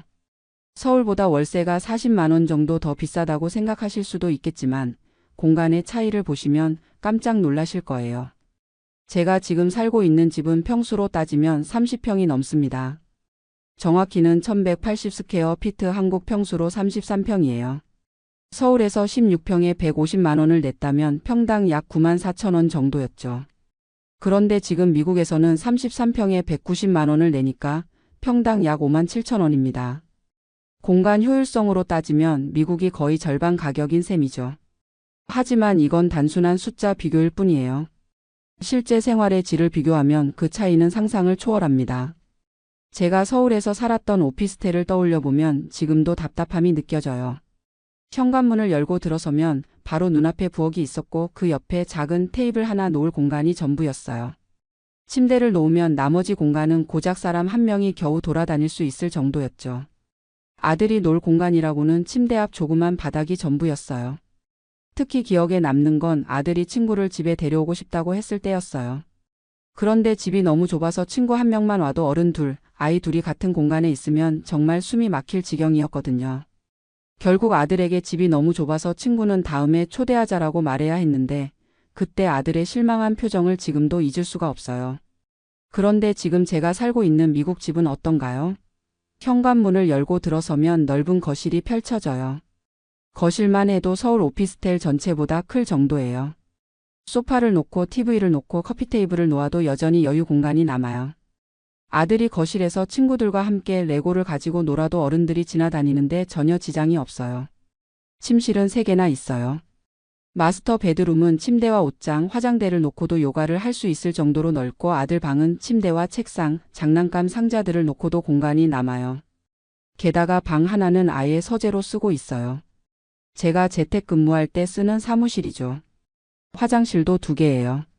하나는 마스터 베드룸에 붙어 있는 개인 화장실이고 다른 하나는 손님들이나 아들이 쓰는 공용 화장실이에요.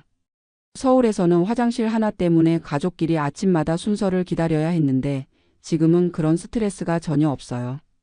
부엌도 완전히 달라요. 서울 오피스텔에서는 싱크대와 가스레인지, 작은 냉장고가 벽 한쪽에 일렬로 붙어 있는 게 전부였어요. 요리를 하려면 몸을 돌릴 공간도 부족했죠. 그런데 지금 집 부엌은 아일랜드 키친이에요. 가운데 섬 같은 조리대가 있고 그 주변으로 충분한 공간이 있어서 가족이 함께 요리를 할 수 있어요. 아들이 엄마 요리하는 걸 보면서 옆에서 도와줄 수도 있고요. 하지만 이런 공간의 차이보다 더 놀라운 건 생활의 질 자체가 완전히 달라졌다는 거예요. 서울에서는 집이 너무 좁다 보니 가족끼리도 서로에게 스트레스를 주게 되더라고요. 아내가 청소기를 돌리면 제가 앉아 있을 곳이 없었고 제가 컴퓨터 작업을 하면 아들이 놀 공간이 없어졌어요. 모든 생활이 서로를 방해하는 구조였죠. 그런데 지금은 어떤가요? 아내가 거실에서 요가를 해도 저는 서재에서 일할 수 있고 아들은 자기 방에서 자유롭게 놀 수 있어요. 각자의 공간이 확실히 구분되어 있으니까 가족 간의 갈등도 훨씬 줄어들었어요. 특히 코로나 시기에 이 차이를 절실히 느꼈어요. 서울에 있을 때였다면 가족 모두가 하나의 작은 공간에 갇혀서 몇 달을 보내야 했을 텐데 여기서는 각자 충분한 개인 공간이 있어서 재택근무와 홈스쿨링을 무리 없이 할 수 있었거든요. 그리고 또 하나 중요한 건 이런 넓은 공간이 단순히 실내에만 국한되지 않는다는 거예요. 제가 살고 있는 아파트 단지에는 수영장, 피트니스 센터, 클럽하우스 같은 부대 시설들이 잘 갖춰져 있어요. 추가 비용 없이 자유롭게 이용할 수 있죠. 서울에서는 이런 시설을 이용하려면 별도의 회원권을 사거나 매번 이용료를 내야 했는데 말이에요. 아들도 단지 내 놀이터에서 또래 친구들과 자유롭게 뛰어놀아요. 서울에서는 놀이터라고 해봐야 작은 공간에 몇 개의 놀이기구가 전부였는데 여기는 정말 넓은 공원 같은 놀이터가 여러 개나 있어요. 이제 제가 왜 이야기를 들려드리고 있는지 아시겠죠? 서울에서 150만 원에 16평 오피스텔에 살 때는 그게 당연한 줄 알았어요. 한국 상황이 원래 그런 거라고 땅이 좁고 인구가 많으니까 어쩔 수 없다고 생각했죠. 하지만 미국에 와서 살아보니 합리적인 가격에 넓고 쾌적한 공간에서 사는 게 얼마나 중요한지 깨달았어요. 단순히 집이 넓다는 것 이상으로 가족의 행복과 직결되는 문제더라고요. 물론 미국 생활이 모든 면에서 완벽하다는 건 아니에요. 적응해야 할 것들도 많고 고민되는 부분들도 있죠. 하지만 적어도 주거 환경만큼은 한국과 비교할 수 없을 정도로 만족스러워요. 지금도 서울에서 비좁은 공간에 과도한 비용을 지불하며 살아가고 계신 분들이 많을 거예요. 그런 분들께 제 경험이 조금이나마 도움이 되었으면 좋겠어요.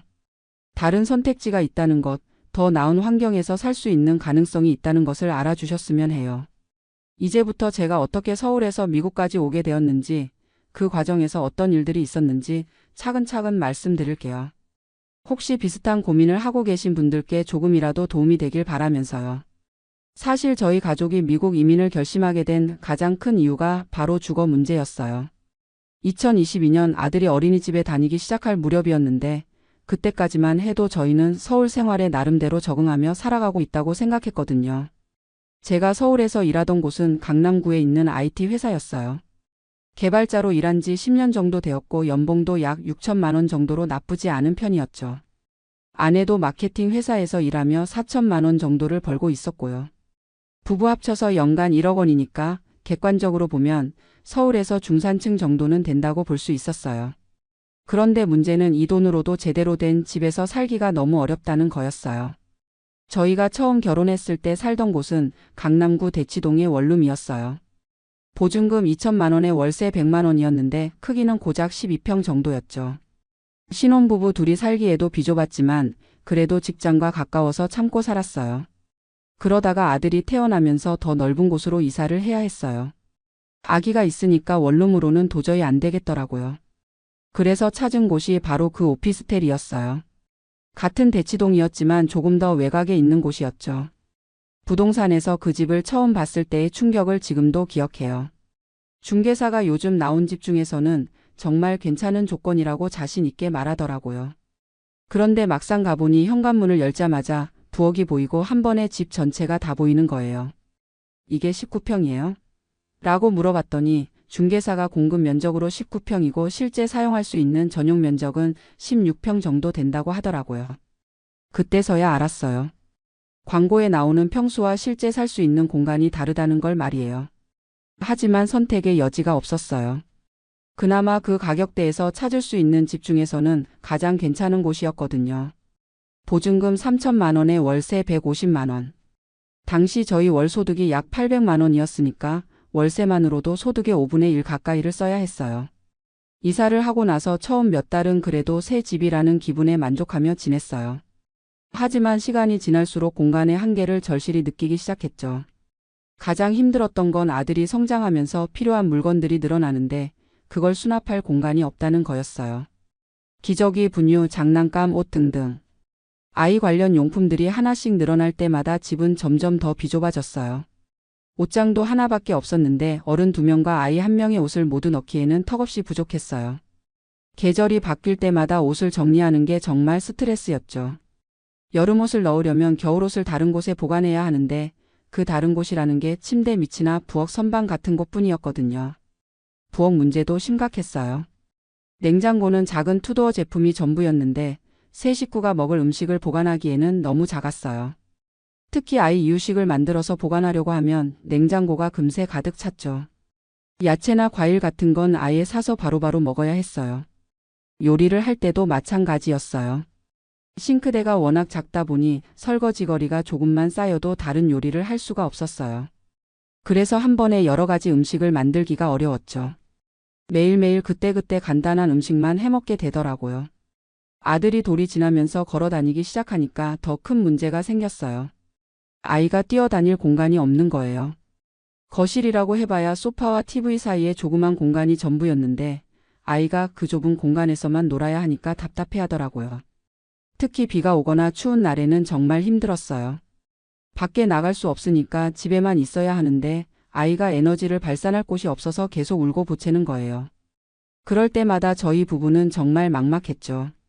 아내와 제가 둘 다 재택근무를 하게 된 코로나 시기에는 상황이 더욱 악화되었어요. 집이 사무실과 육아 공간, 휴식 공간을 모두 겸해야 하는데 물리적으로 불가능했거든요. 저는 거실 한쪽 구석에 작은 책상을 놓고 일해야 했고 아내는 침대에 앉아서 노트북으로 업무를 봤어요. 그런데 아들이 집에 있으니까 계속 소음이 나는 거예요. 화상회의를 할 때마다 아이 소리 때문에 마이크를 끄고 켜기를 반복해야 했죠. 가장 기억에 남는 건 제가 중요한 고객사와 화상 미팅을 하던 중에 일어난 일이에요. 아들이 장난감을 가지고 놀다가 갑자기 울음을 터뜨린 거예요.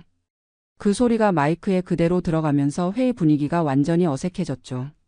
고객사 담당자가 혹시 지금 상황이 어려우시면 다음에 다시 미팅하시죠라고 말하는데 정말 창피하고 미안했어요. 그때부터 진짜 심각하게 고민하기 시작했어요.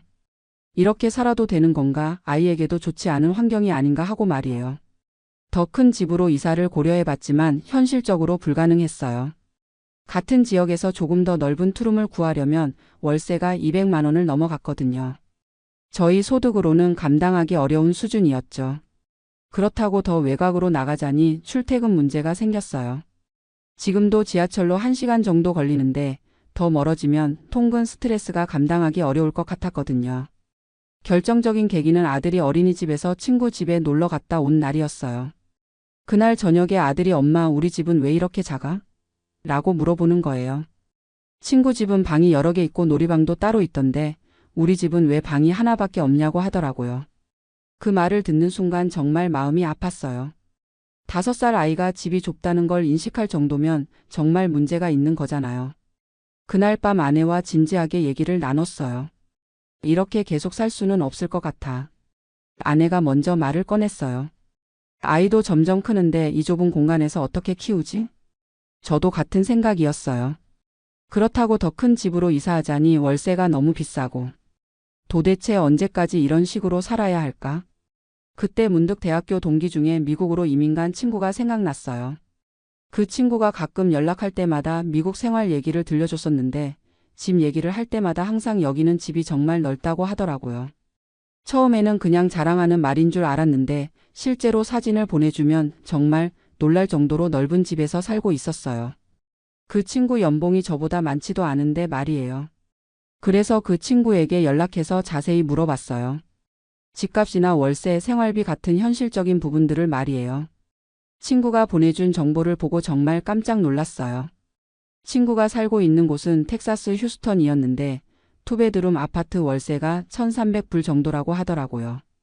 한국 돈으로 170만 원 정도? 서울에서 저희가 내고 있던 월세와 비슷한 수준이었어요. 그런데 집 크기는 어느 정도야? 라고 물어봤더니 1,000스퀘어 피트 정도 되니까. 한국 평수로 하면 30평 정도? 라고 하는 거예요. 30평이라고요? 저희가 16평에 150만 원을 내고 있는데 거의 2배 큰 집을 비슷한 가격에 살 수 있다는 얘기였어요. 그날부터 본격적으로 미국 이민에 대해 알아보기 시작했어요.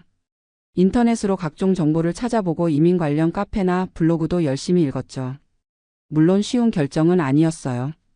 직장도 그만둬야 하고 가족과 친구들과도 멀어져야 하고 무엇보다 낯선 환경에서 새로 시작해야 한다는 부담이 컸거든요.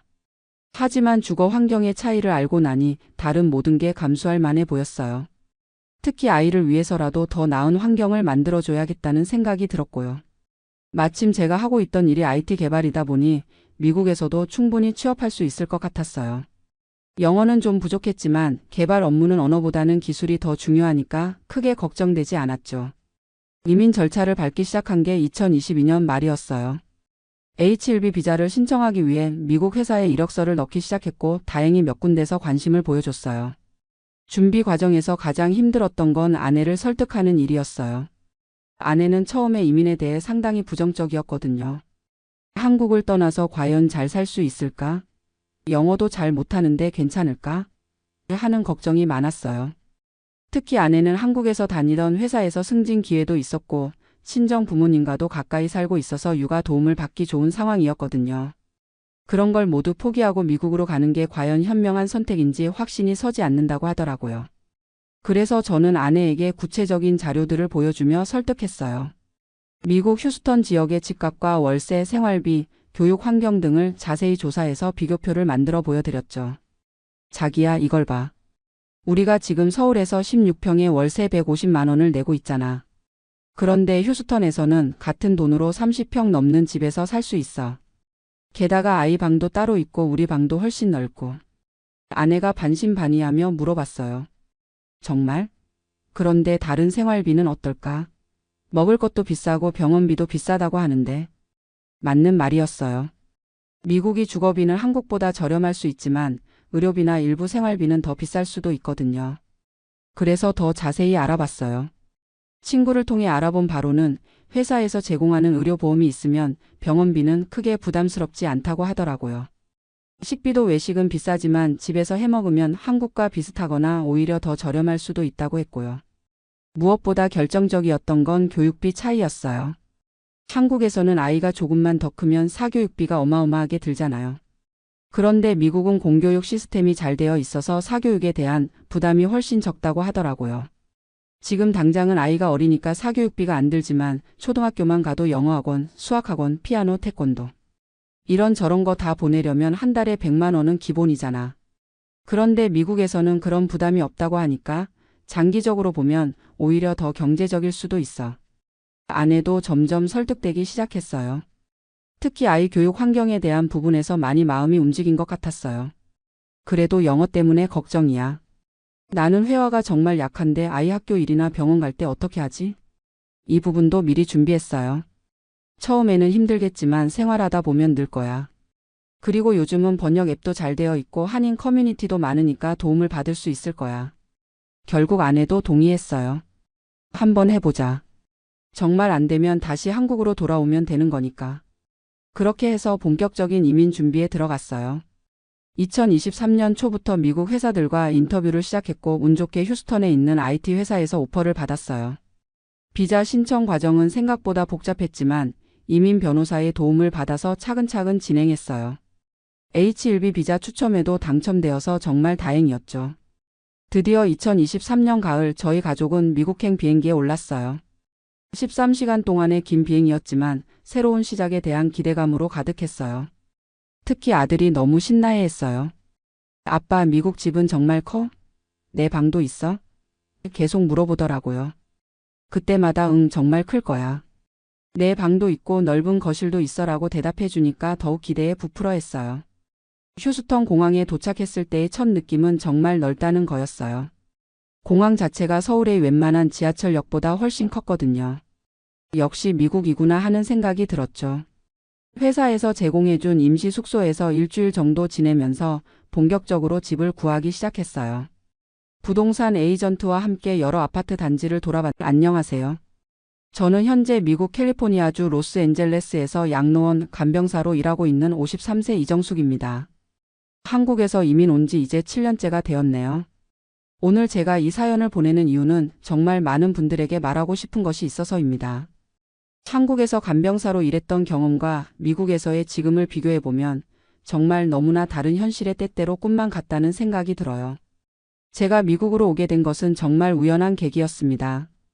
한국에서 간병사로 15년 넘게 일하면서 정말 많은 것을 보고 겪었거든요. 그때는 그냥 돈을 벌기 위해서 생계를 위해서 하는 일이라고만 생각했는데 미국에 와서 같은 일을 하다 보니 이게 정말 천지차이구나 하는 생각이 매일 듭니다. 지금 제가 일하는 곳은 로스앤젤레스 교회에 있는 한인 양로원입니다. 시간당 18달러를 받고 있어요. 한국 돈으로 하면 시간당 24,000원 정도 되겠네요. 하루 8시간씩 주 5일 근무하니까 한 달에 받는 돈이 세전 2,800달러 정도 한국 돈으로 370만 원 정도 됩니다. 세금을 떼고 나면 실수령액이 2,300달러 정도 한국 돈으로 300만 원 정도를 가져가죠.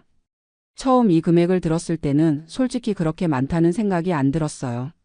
한국에서도 간병사로 일하면 하루에 8만 원에서 10만 원 정도는 벌 수 있었거든요. 그런데 막상 일을 시작하고 나니까 이게 정말 다른 거더라고요. 단순히 돈의 문제가 아니라 일하는 환경, 대우받는 방식, 그리고 무엇보다 인간으로서 존중받는다는 느낌이 완전히 달랐습니다. 미국에 오기 전 제 인생을 간단히 말씀드리면 저는 부산에서 태어나 고등학교까지 마치고 일찍 결혼을 했어요. 남편은 자영업을 했는데 그다지 사업이 잘 되지 않았고 아이 둘을 키우면서 제가 돈을 벌어야 하는 상황이 되었죠. 처음에는 식당에서 일하거나 청소 일을 했는데 우연한 기회에 간병사 일을 알게 되었어요. 그때가 제 나이 36살 때였습니다. 간병사 일이 다른 일보다는 돈을 조금 더 준다고 해서 시작했는데 정말 만만한 일이 아니더라고요. 하지만 당시에는 선택의 여지가 없었어요. 아이들 학원비, 생활비, 집세까지 모든 것을 제가 책임져야 하는 상황이었으니까요.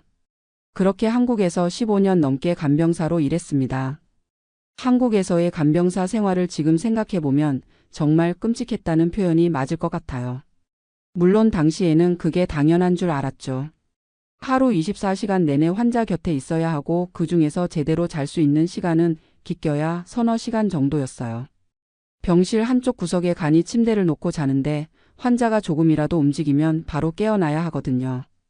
특히 치매 환자들을 돌볼 때가 가장 힘들었어요. 밤에 잠을 안 자고 계속 돌아다니려고 하시거나 갑자기 화를 내시거나 때로는 폭력적으로 변하시기도 했죠.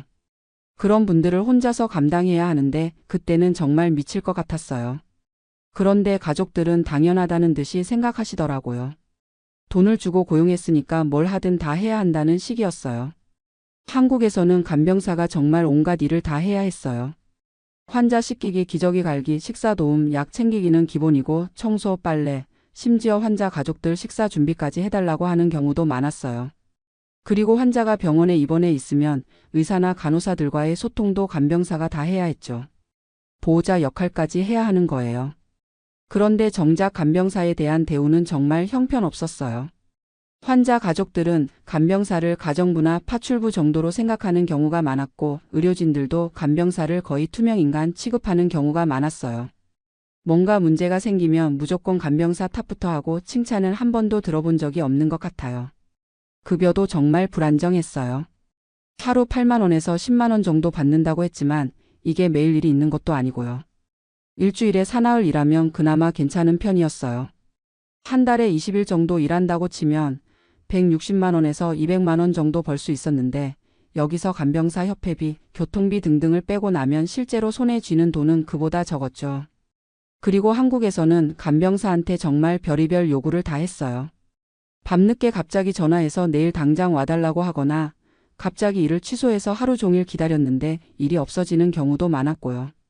계약서 같은 것도 제대로 쓰지 않으니까 나중에 돈을 안 주거나 트러블이 생기는 경우도 있었어요. 특히 중국 교포 간병사들과의 경쟁도 심했어요. 중국 교포분들이 조금 더 싼 가격에 일하시니까 한국인 간병사들은 더 어려워지는 상황이었죠. 그렇다고 저희가 가격을 더 낮출 수도 없고 정말 답답한 상황이었어요. 가장 힘들었던 것은 간병사라는 직업에 대한 사회적 인식이었어요. 사람들이 간병사를 정말 낮은 직업으로 보더라고요. 마치 교육을 제대로 받지 못한 사람들이나 하는 일 정도로 생각하는 경우가 많았어요. 아이들한테도 엄마가 어떤 일을 하는지 자세히 말하기가 창피했을 정도였어요. 그런데 간병 일 자체는 정말 전문성이 필요한 일이거든요. 환자의 상태를 파악하고 응급 상황에 대처하고 의료진과 소통하고 환자의 심리적 안정도 도와야 하고요. 특히 치매나 중증 환자를 돌보는 것은 정말 많은 경험과 노하우가 필요한 일인데 이런 것들이 전혀 인정받지 못했어요. 제가 미국으로 오게 된 계기는 정말 우연이었어요. 큰아이가 대학생일 때 미국으로 교환학생을 갔다가 그쪽에서 계속 공부하고 싶다고 하더라고요. 그래서 아이를 도와주려고 몇 번 미국에 다녀왔는데 그때 우연히 알게 된 한인분이 미국에서도 간병사 일을 할 수 있다고 알려주셨어요. 처음에는 말도 안 된다고 생각했어요. 영어도 제대로 못하는데 미국에서 무슨 간병사 일을 하겠어요. 그런데 한인 양로원이나 한인들이 많이 사는 지역에서는 한국어를 할 수 있는 간병사가 정말 필요하다고 하더라고요. 그리고 미국에서는 간병사도 정식 직업으로 인정받고 제대로 된 급여와 혜택을 받는다고 했어요. 그때는 한국에서의 간병사 생활이 정말 힘들었던 시기였어요. 나이도 40 후반이 되다 보니 체력적으로도 버티기 어려웠고 환자들이나 가족들의 대우도 갈수록 더 심해지는 것 같았거든요. 그래서 정말 진지하게 미국 이민을 고려하기 시작했어요. 한국에서 마지막으로 돌본 환자분이 정말 잊을 수 없어요. 80대 치매 할머니셨는데 가족들이 정말 극성이었어요. 하루 24시간 내내 할머니 곁에 있으면서 모든 것을 다 기록해서 매일 보고하라고 하더라고요. 할머니가 몇 시에 화장실에 갔는지, 몇 시에 무엇을 드셨는지, 몇 시간 주무셨는지 모든 것을 다 적어야 했어요. 그런데 할머니 상태가 계속 안 좋아지니까 가족들은 그것까지 간병사 탓을 하더라고요. 제가 제대로 돌보지 않아서 할머니가 더 안 좋아진다고 간병비를 깎겠다고 하는 거예요. 정말 억울했지만 항변할 방법도 없었어요. 그냥 참고 일해야 하는 상황이었죠. 그때 정말 이 일을 더 이상 할 수 없겠다는 생각이 들었어요. 나이 50이 넘어서까지 이런 대우를 받으면서 살 수는 없다고 생각했죠. 마침 큰아이가 미국에서 영주권을 받을 수 있게 되었고 저도 가족 초청으로 갈 수 있는 기회가 생겼어요. 이민 준비는 정말 힘들었어요. 영어 공부도 해야 하고 서류 준비도 복잡하고 무엇보다 나이 50에 새로운 나라에서 다시 시작한다는 것이 두려웠거든요. 한국에서는 그래도 15년 넘게 간병사로 일한 경험이 있었는데 미국에서는 모든 것이 처음부터 다시 시작이잖아요. 하지만 한국에서의 마지막 몇 년간의 경험이 정말 너무 힘들었기 때문에 어떻게든 새로운 환경에서 일해보고 싶었어요. 그래서 이민을 결심했죠. 이민 와서 처음 몇 개월은 정말 힘들었어요. 영어도 서툴고 미국의 의료 시스템도 잘 모르고 간병사 자격증도 다시 따야 했고요.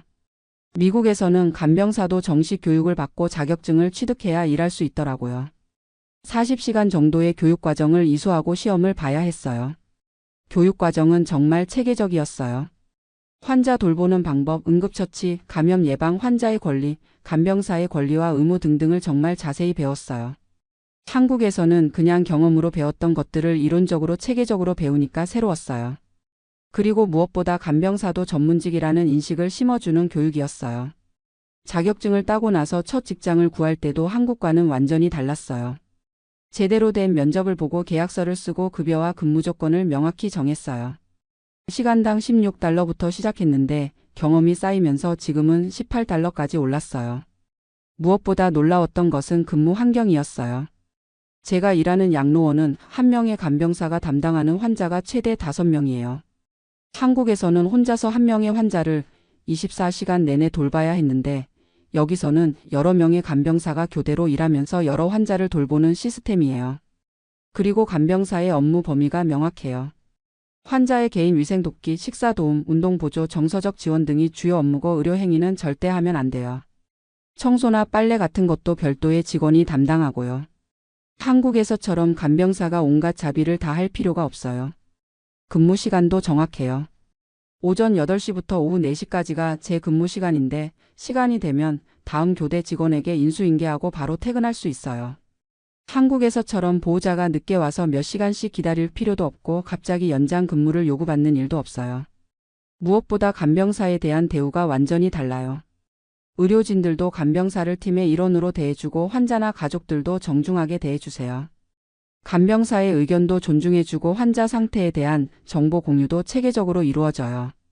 여기서는 환자의 권리만큼이나 간병사의 권리도 보호받아요. 환자나 가족이 간병사에게 부당한 요구를 하거나 무례하게 대하면 시설에서 바로 개입해요. 한국에서는 참고 넘어가야 했던 일들이 여기서는 절대 용납되지 않아요. 급여도 정확하게 나와요. 매주 목요일마다 페이체크를 받는데 근무한 시간만큼 정확히 계산되어 나와요. 오버타임이 있으면 시간당 $27를 받고요. 한국에서처럼 돈을 안 주거나 늦게 주는 일은 절대 없어요. 건강보험 혜택도 정말 좋아요. 회사에서 건강보험료의 80%를 지원해주고 치과 치료나 안과 검진도 보험으로 받을 수 있어요. 한국에서는 간병사는 일용직이라 건강보험이나 다른 혜택이 전혀 없었거든요. 연차 휴가도 있어요. 1년에 2주일 정도의 유급 휴가를 쓸 수 있고 병가도 따로 있어요. 한국에서는 아파도 일을 쉴 수 없었는데 여기서는 당연히 쉬라고 해요. 제가 돌보는 환자분들을 보면 한국과 미국의 노인 복지 차이가 정말 크다는 것을 느껴요. 여기 양로원에 계신 분들은 대부분 메디케어나 메디케이드 혜택을 받으세요. 정부에서 양로원 비용을 지원해 주니까 경제적 부담 없이 전문적인 케어를 받을 수 있어요. 시설도 정말 좋아요. 개인 화장실이 있는 1인실이 기본이고 공용 공간도 넓고 깨끗해요. 매일 액티비티 프로그램이 있어서 환자분들이 지루하지 않게 생활할 수 있고 물리치료사, 작업치료사, 사회복지사 등 전문 인력이 상주해 있어요. 식사도 영양사가 짜는 메뉴로 균형 잡힌 식사를 제공해요. 한국 음식을 원하시는 분들을 위해 한식 메뉴도 있고요. 한국에서 봤던 양로원들과는 정말 비교가 안 돼요. 가족들의 면회도 자유로워요. 정해진 면회 시간이 있긴 하지만 크게 제약이 없고 가족들이 와서 함께 시간을 보내는 것을 적극 권장해요. 한국에서는 가족들이 간병비 부담 때문에 자주 오지 못하는 경우가 많았는데 여기서는 그런 걱정이 없으니까 가족들이 자주 찾아와요. 의료 서비스도 체계적이에요. 정기적으로 의사가 회진을 돌고 응급 상황이 생기면 바로 병원으로 이송할 수 있는 시스템이 갖춰져 있어요. 약물 관리도 약사가 담당하고 간병사가 임의로 약을 주거나 의료 행위를 하는 일은 절대 없어요. 환자분들의 표정도 한국에서 봤던 분들과 다른 것 같아요. 물론 치매나 다른 질병 때문에 힘들어 하시는 것은 같지만 전반적으로 더 평안해 보이세요. 아마 가족들의 경제적 부담이나 스트레스가 덜하니까 환자분들도 덜 불안해 하시는 것 같아요. 제가 한국에서 일할 때는 환자분들이 가족들에게 미안해 하시는 경우가 정말 많았어요. 간병비 때문에 가족들이 경제적으로 힘들어하는 것을 아시니까 빨리 죽고 싶다고 말씀하시는 분들도 계셨거든요. 정말 마음이 아팠어요. 그런데 여기서는 그런 분들을 거의 못 봤어요. 물론 자신의 상황을 안타까워하시긴 하지만 가족들에게 경제적 부담을 주고 있다는 죄책감은 훨씬 적으신 것 같아요. 정부에서 비용을 지원해 주니까 가능한 일이죠. 동료 간병사들과의 관계도 정말 좋아요. 한국에서는 간병사들끼리도 경쟁이 심해서 서로 견제하는 경우가 많았는데 여기서는 정말 팀워크가 좋아요. 서로 도와주고 정보도 공유하고 힘든 일이 있으면 함께 상의해요. 특히 한국에서 온 간병사들이 꽤 많은데 다들 비슷한 경험을 해서 그런지 서로 정말 잘 도와줘요. 영어가 서툰 분들은 다른 분들이 도와주고 새로운 분들에게는 일하는 방법을 자세히 알려주고요. 노조도 있어요. 간병사들의 권익을 보호하는 노조가 있어서 회사와 협상도 하고 부당한 대우를 받으면 도움을 받을 수 있어요. 한국에서는 상상도 못했던 일이에요. 지금 생각해보면 미국으로 온 것이 제 인생 최고의 선택이었던 것 같아요. 물론 언어나 문화적 차이 때문에 힘든 점도 있지만 전반적으로는 한국에서보다 훨씬 나은 삶을 살고 있어요. 경제적으로도 훨씬 안정되었어요. 한국에서는 일이 있을 때만 돈을 벌 수 있었는데 여기서는 정규직으로 일하니까 매달 일정한 수입이 있어요. 건강보험이나 은퇴연금도 있고요. 나이 60이 넘으면 소셜 시큐리티도 받을 수 있어서 노후 걱정도 훨씬 덜해요. 무엇보다 간병사라는 직업에 대한 자부심을 갖게 되었어요. 한국에서는 정말 창피한 직업이라고 생각했는데 여기서는 정말 중요하고 의미 있는 일이라는 인정을 받아요. 환자분들과 가족들이 정말 고마워하시고 동료들과 상사들도 제 일을 인정해줘요. 한국에 계신 간병사분들을 생각하면 정말 안타까워요. 그분들도 충분히 전문성 있고 중요한 일을 하고 계신데 제대로 된 대우를 못 받고 있거든요. 한국도 간병사에 대한 인식이 바뀌고 제도적 지원이 늘어났으면 좋겠어요. 요즘 한국에서도 간병비 부담을 줄이려는 정책들이 나오고 있다고 들었는데 정말 늦었지만 다행이라고 생각해요. 간병이 개인이나 가족의 책임이 아니라 사회가 함께 책임져야 할 일이라는 인식이 필요해요. 제가 지금 미국에서 경험하고 있는 것처럼 간병사도 전문직으로 인정받고 제대로 된 급여와 혜택을 받아야 해요. 그래야 질 좋은 간병 서비스도 제공할 수 있고 환자분들도 더 나은 케어를 받을 수 있거든요. 지금 저는 정말 만족스러운 삶을 살고 있어요. 일에 대한 자부심도 있고 경제적으로도 안정되어 있고 무엇보다 인간으로서 존중받으며 살고 있어요. 한국에서는 꿈도 꿀 수 없었던 일이에요. 아직도 기억에 남는 일이 있어요. 지난해 크리스마스 때였는데 제가 돌보던 할머니 한 분이 갑자기 제 손을 잡으시면서 정수가 고맙다라고 말씀하시는 거예요.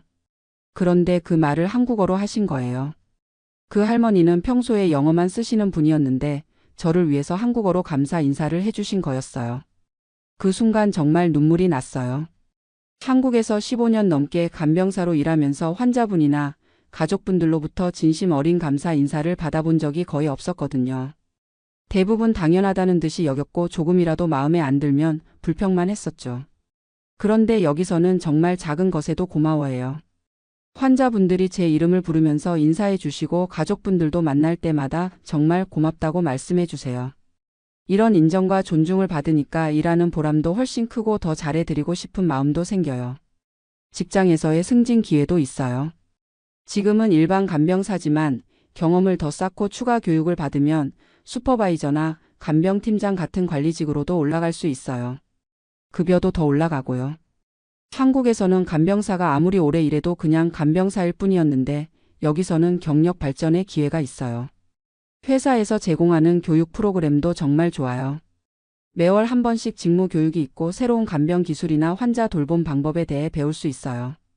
치매 환자 케어 전문 과정이나 응급처치 고급 과정 같은 것도 회사 비용으로 수강할 수 있어서 전문성을 계속 키울 수 있어요. 한국에서는 간병사가 개인적으로 모든 것을 해결해야 했는데 여기서는 정말 체계적인 지원 시스템이 있어요. 힘든 환자를 돌볼 때는 심리 상담도 받을 수 있고 업무상 스트레스를 받으면 상사나 동료들과 상의할 수 있는 시스템도 있어요. 특히 제가 놀란 것은 환자의 인권에 대한 철저한 보호예요. 환자분들을 어떻게 대해야 하는지에 대한 명확한 가이드라인이 있고 조금이라도 부적절한 대우를 하면 바로 문제가 되어요. 한국에서는 간병사가 환자에게 화를 내거나 거칠게 대하는 경우도 있었는데 여기서는 그런 일이 절대 용납되지 않아요. 환자분들의 사생활도 철저히 보호받아요. 환자 정보는 절대 외부에 유출. 안녕하세요. 저는 올해 52살 미국에 산 지 20년이 된 평범한 아줌마입니다. 20년이나 살았으면 영어 하나쯤은 술술 해야 할 텐데 부끄럽게도 저는 아직도 미국 사람들과 제대로 된 대화 한 번 나눠본 적이 없어요. 병원 가서도 딸이 통역해주고 은행 가서도 한국말 하는 직원 찾아가고 마트에서도 가격표만 보고 계산대에서는 고개만 끄덕끄덕하죠. 한국에 있는 친구들이 가끔 전화해서 정수가 미국 살면서 영어도 못하면 어떻게 사니? 하고 물어보면 저는 이렇게 대답해요. 나는 지금 세상에서 가장 행복해. 그러면 친구들은 미쳤나? 하면서 웃어요. 하지만 정말이에요.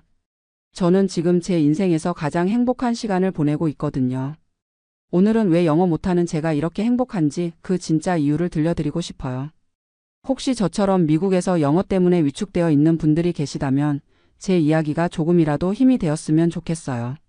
한국에서의 암울한 시절. 이야기는 20년 전으로 거슬러 올라가요. 2004년 32살의 저는 서울 강서구 작은 투룸 전세집에서 남편과 갓돌이 지난 딸 그리고 배 속의 둘째와 함께 살고 있었어요. 남편은 대기업 엔지니어였지만 IMF 외환위기의 여파가 아직 남아있던 시절이라 회사 분위기가 늘 불안했죠. 그때 한국 직장 문화가 얼마나 살벌했는지 아세요? 남편은 매일 밤 11시가 넘어서야 집에 들어왔어요. 주말에도 회사에 나가는 일이 다반사였고 회식이라는 이름의 강제 술자리는 거의 매주 있었죠. 임신한 저는 딸을 혼자 키우면서 둘째 출산을 준비해야 했어요. 여보, 이렇게 살면 안 될 것 같아. 남편이 어느 날 밤 지친 얼굴로 말했어요. 회사에서 미국 지사로 갈 사람을 찾는데 우리 가볼까? 처음엔 막막했어요. 영어라고는 중고등학교 때 배운 게 전부인데 딸 키우면서 영어 공부를 다시 할 여력도 없었고요. 하지만 남편의 얼굴을 보니 마음이 아팠어요. 30살도 안 된 남자가 벌써 이렇게 지쳐 보이다니. 그리고 딸아이 미래를 생각하면 이 답답한 한국을 벗어나는 것도 나쁘지 않을 것 같았어요. 한국에서 아이 키우는 것도 정말 힘들었거든요. 우리 딸이 겨우 돌이었는데 벌써 영어 유치원 보내라는 압박이 시작됐어요. 아파트 단지 맘카페에서는 온통 사교육 이야기뿐이었죠. 우리 아이는 벌써 영어 단어 20개 외웠어요. 피아노는 언제부터 시키세요? 이런 이야기들을 들으면 숨이 막혔어요. 남편 직장에서도 스트레스가 이만저만이 아니었어요. 과장님이라는 분이 정말 독하셔서 부하 직원들을 마치 자기 종인 것처럼 부렸어요. 야근은 기본이고 주말에도 갑자기 불러내고 회식 자리에서는 신입사원들한테 원샷을 강요하고 남편이 어떤 날은 새벽 3시에 들어와서 소주 냄새를 풍기며 화장실에서 토하는 걸 보면서 이건 사람 사는 게 아니라는 생각이 들었어요. 그리고 결정적인 사건이 하나 더 있었어요.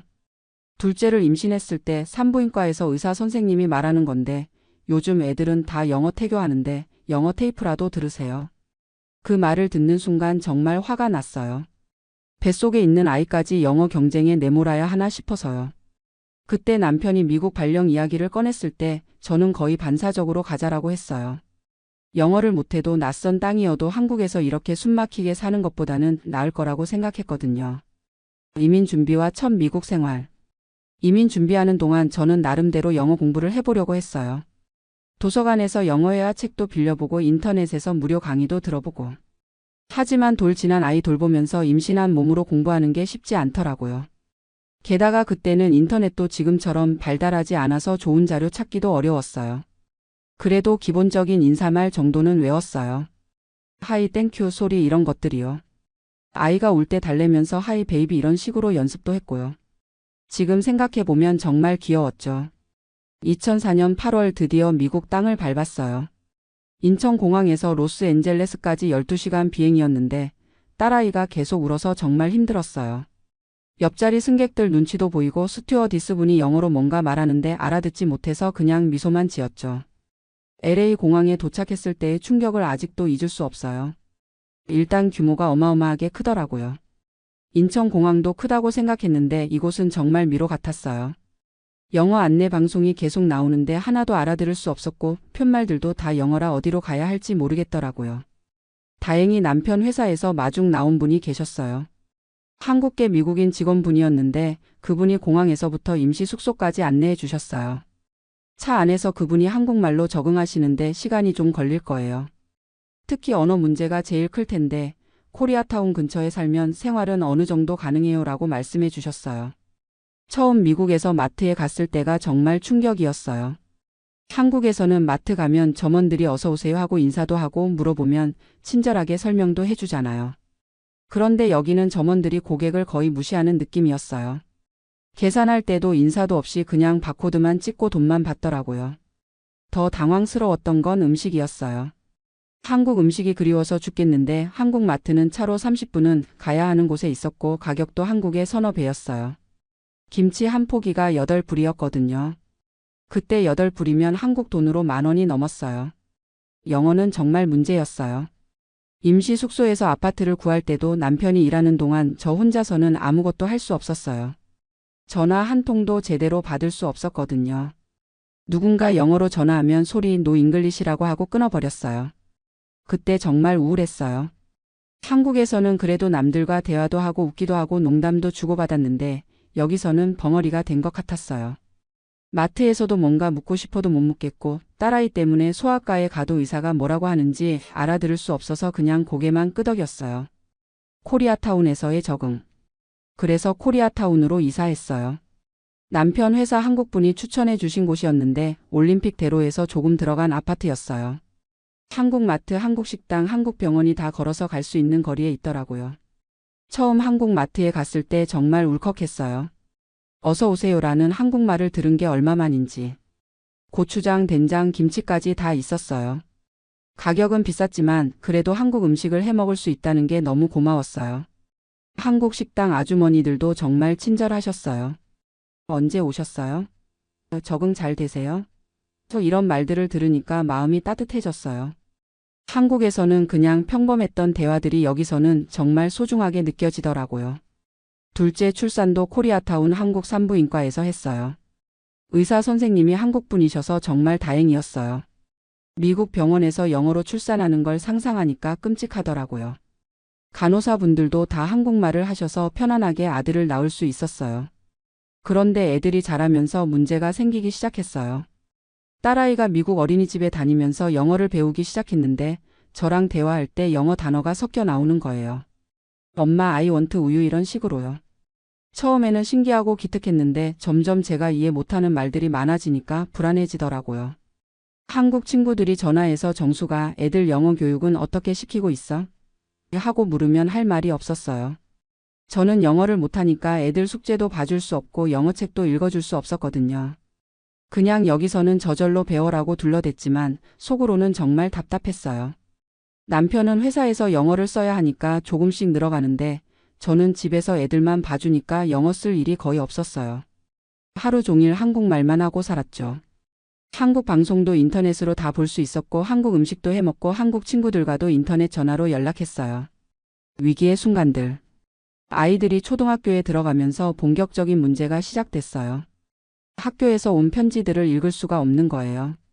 딸아이가 통역해 주긴 했지만 아이가 제대로 이해하고 있는지 확신할 수 없었어요.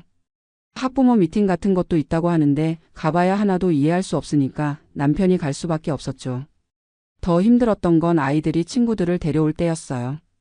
미국 아이들이 집에 놀러 와서 인사를 하는데 저는 하이밖에 할 수 없었어요. 아이들이 뭔가 질문을 해도 못 알아듣겠고 간식을 주려고 해도 뭐라고 말해야 할지 모르겠고.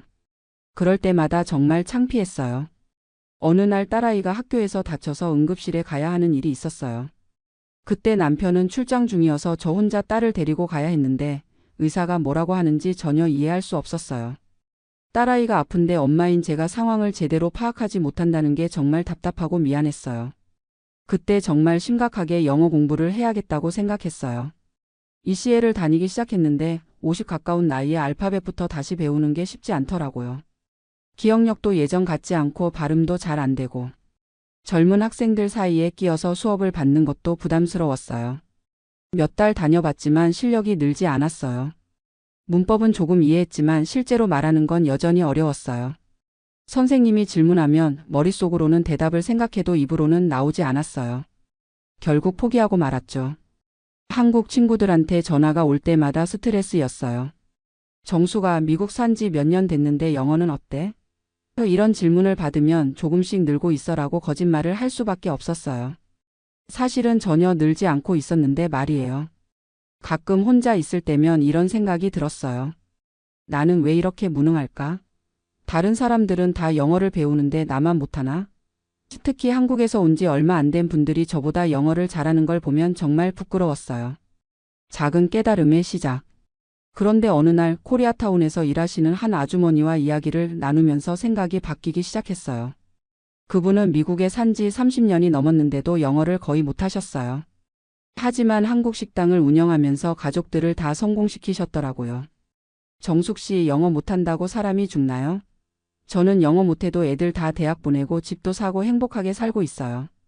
영어는 도구일 뿐이에요. 중요한 건 마음이에요. 그분 말씀을 듣고 뭔가 마음이 가벼워지는 기분이었어요.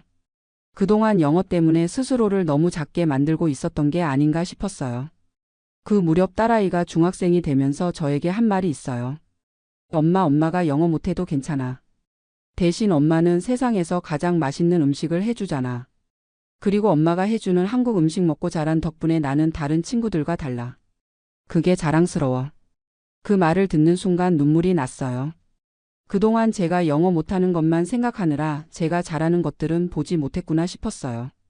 한국 식당에서의 새로운 시작. 아이들이 고등학생이 되면서 시간적 여유가 생겼어요. 그때 코리아타운 한국 식당에서 파트타임으로 일하게 됐어요. 처음에는 영어 못하는 제가 식당 일을 할 수 있을까 걱정했는데 사장님이 괜찮다. 한국 손님들이 더 많으니까라고 하시더라고요. 일해보니 정말 그렇더라고요. 한국 손님들은 물론이고 한국 음식을 좋아하는 다른 아시아계 손님들도 많이 오셨어요. 중국 분들, 일본 분들은 한국말로 인사하면 더 좋아하시더라고요. 가끔 미국 손님들이 오시면 처음에는 당황했어요. 하지만 신기한 건 몸짓과 손짓으로도 충분히 소통이 된다는 거였어요. 메뉴를 가리키고 매운 건지 물어볼 때는 입에 바람을 부는 신용을 하고 맛있다고 할 때는 엄지손가락을 치켜들고. 그러면 손님들이 웃으면서 이해해 주시더라고요. 어느 날 백인 할머니 한 분이 혼자 오셔서 김치찌개를 드시고 가시는데 나가면서 제 손을 잡고 땡큐, 베리 굿이라고 하시는 거예요. 영어는 몇 마디 안 했지만 그분의 표정을 보니 정말 맛있게 드셨다는 게 느껴졌어요. 그때 깨달았어요. 진짜 소통은 언어가 아니라 마음이구나. 식당에서 일하면서 만난 분들 중에 정말 멋진 분들이 많았어요. 이민 온 지 40년 됐는데도 영어는 서툴지만 자수성가에서 몇 개의 가게를 운영하시는 분도 계시고 영어는 못하지만 미국에서 태어난 손주들한테 한국 문화를 가르치시는 할머니도 계시고 그분들을 보면서 느꼈어요. 영어 잘하는 게 성공의 전부가 아니구나. 성실하게 살고 가족을 사랑하고 자기 일에 최선을 다하는 게 더 중요하구나. 가족과의 진짜 소통. 아이들이 대학생, 고등학생이 되면서 저와의 관계도 달라졌어요. 딸아이는 UCLA에 다니는데 가끔 집에 와서 대학 생활 이야기를 해줘요. 영어로 발표하고 토론하고 논문 쓰는 이야기들을 들으면 정말 자랑스러워요. 엄마, 나 오늘 한국 문화에 대해서 발표했어. 교수님이 너무 재미있다고 하시더라. 엄마가 해준 음식 이야기도 하고 엄마가 가르쳐준 한국 예절도 소개했어. 딸아이가 이런 이야기를 할 때마다 가슴이 뿌듯해요. 제가 영어는 못하지만 딸에게 한국의 정체성을 심어준 건 의미 있는 일이었구나 싶어요. 아들도 마찬가지예요. 고등학교에서 한국어 수업을 듣고 있는데 집에 와서 한국어 숙제를 물어봐요. 엄마, 이 문법이 맞아? 이럴 때 제가 도움을 줄 수 있어서 기뻐요. 영어는 못해도 한국어만큼은 제가 선생님이니까요. 남편과의 관계도 많이 좋아졌어요. 처음 이민 왔을 때는 남편이 영어를 빨리 배우라고 압박하기도 했거든요. 여보, 이렇게 계속 한국 사람들하고만 어울리면 안 돼. 영어 공부 좀 해야지. 이런 말을 들으면 스트레스를 받았어요. 하지만 지금은 남편도 이해해요. 여보가 행복하면 그걸로 된 거야. 영어 못해도 우리 가족 건강하게 지켜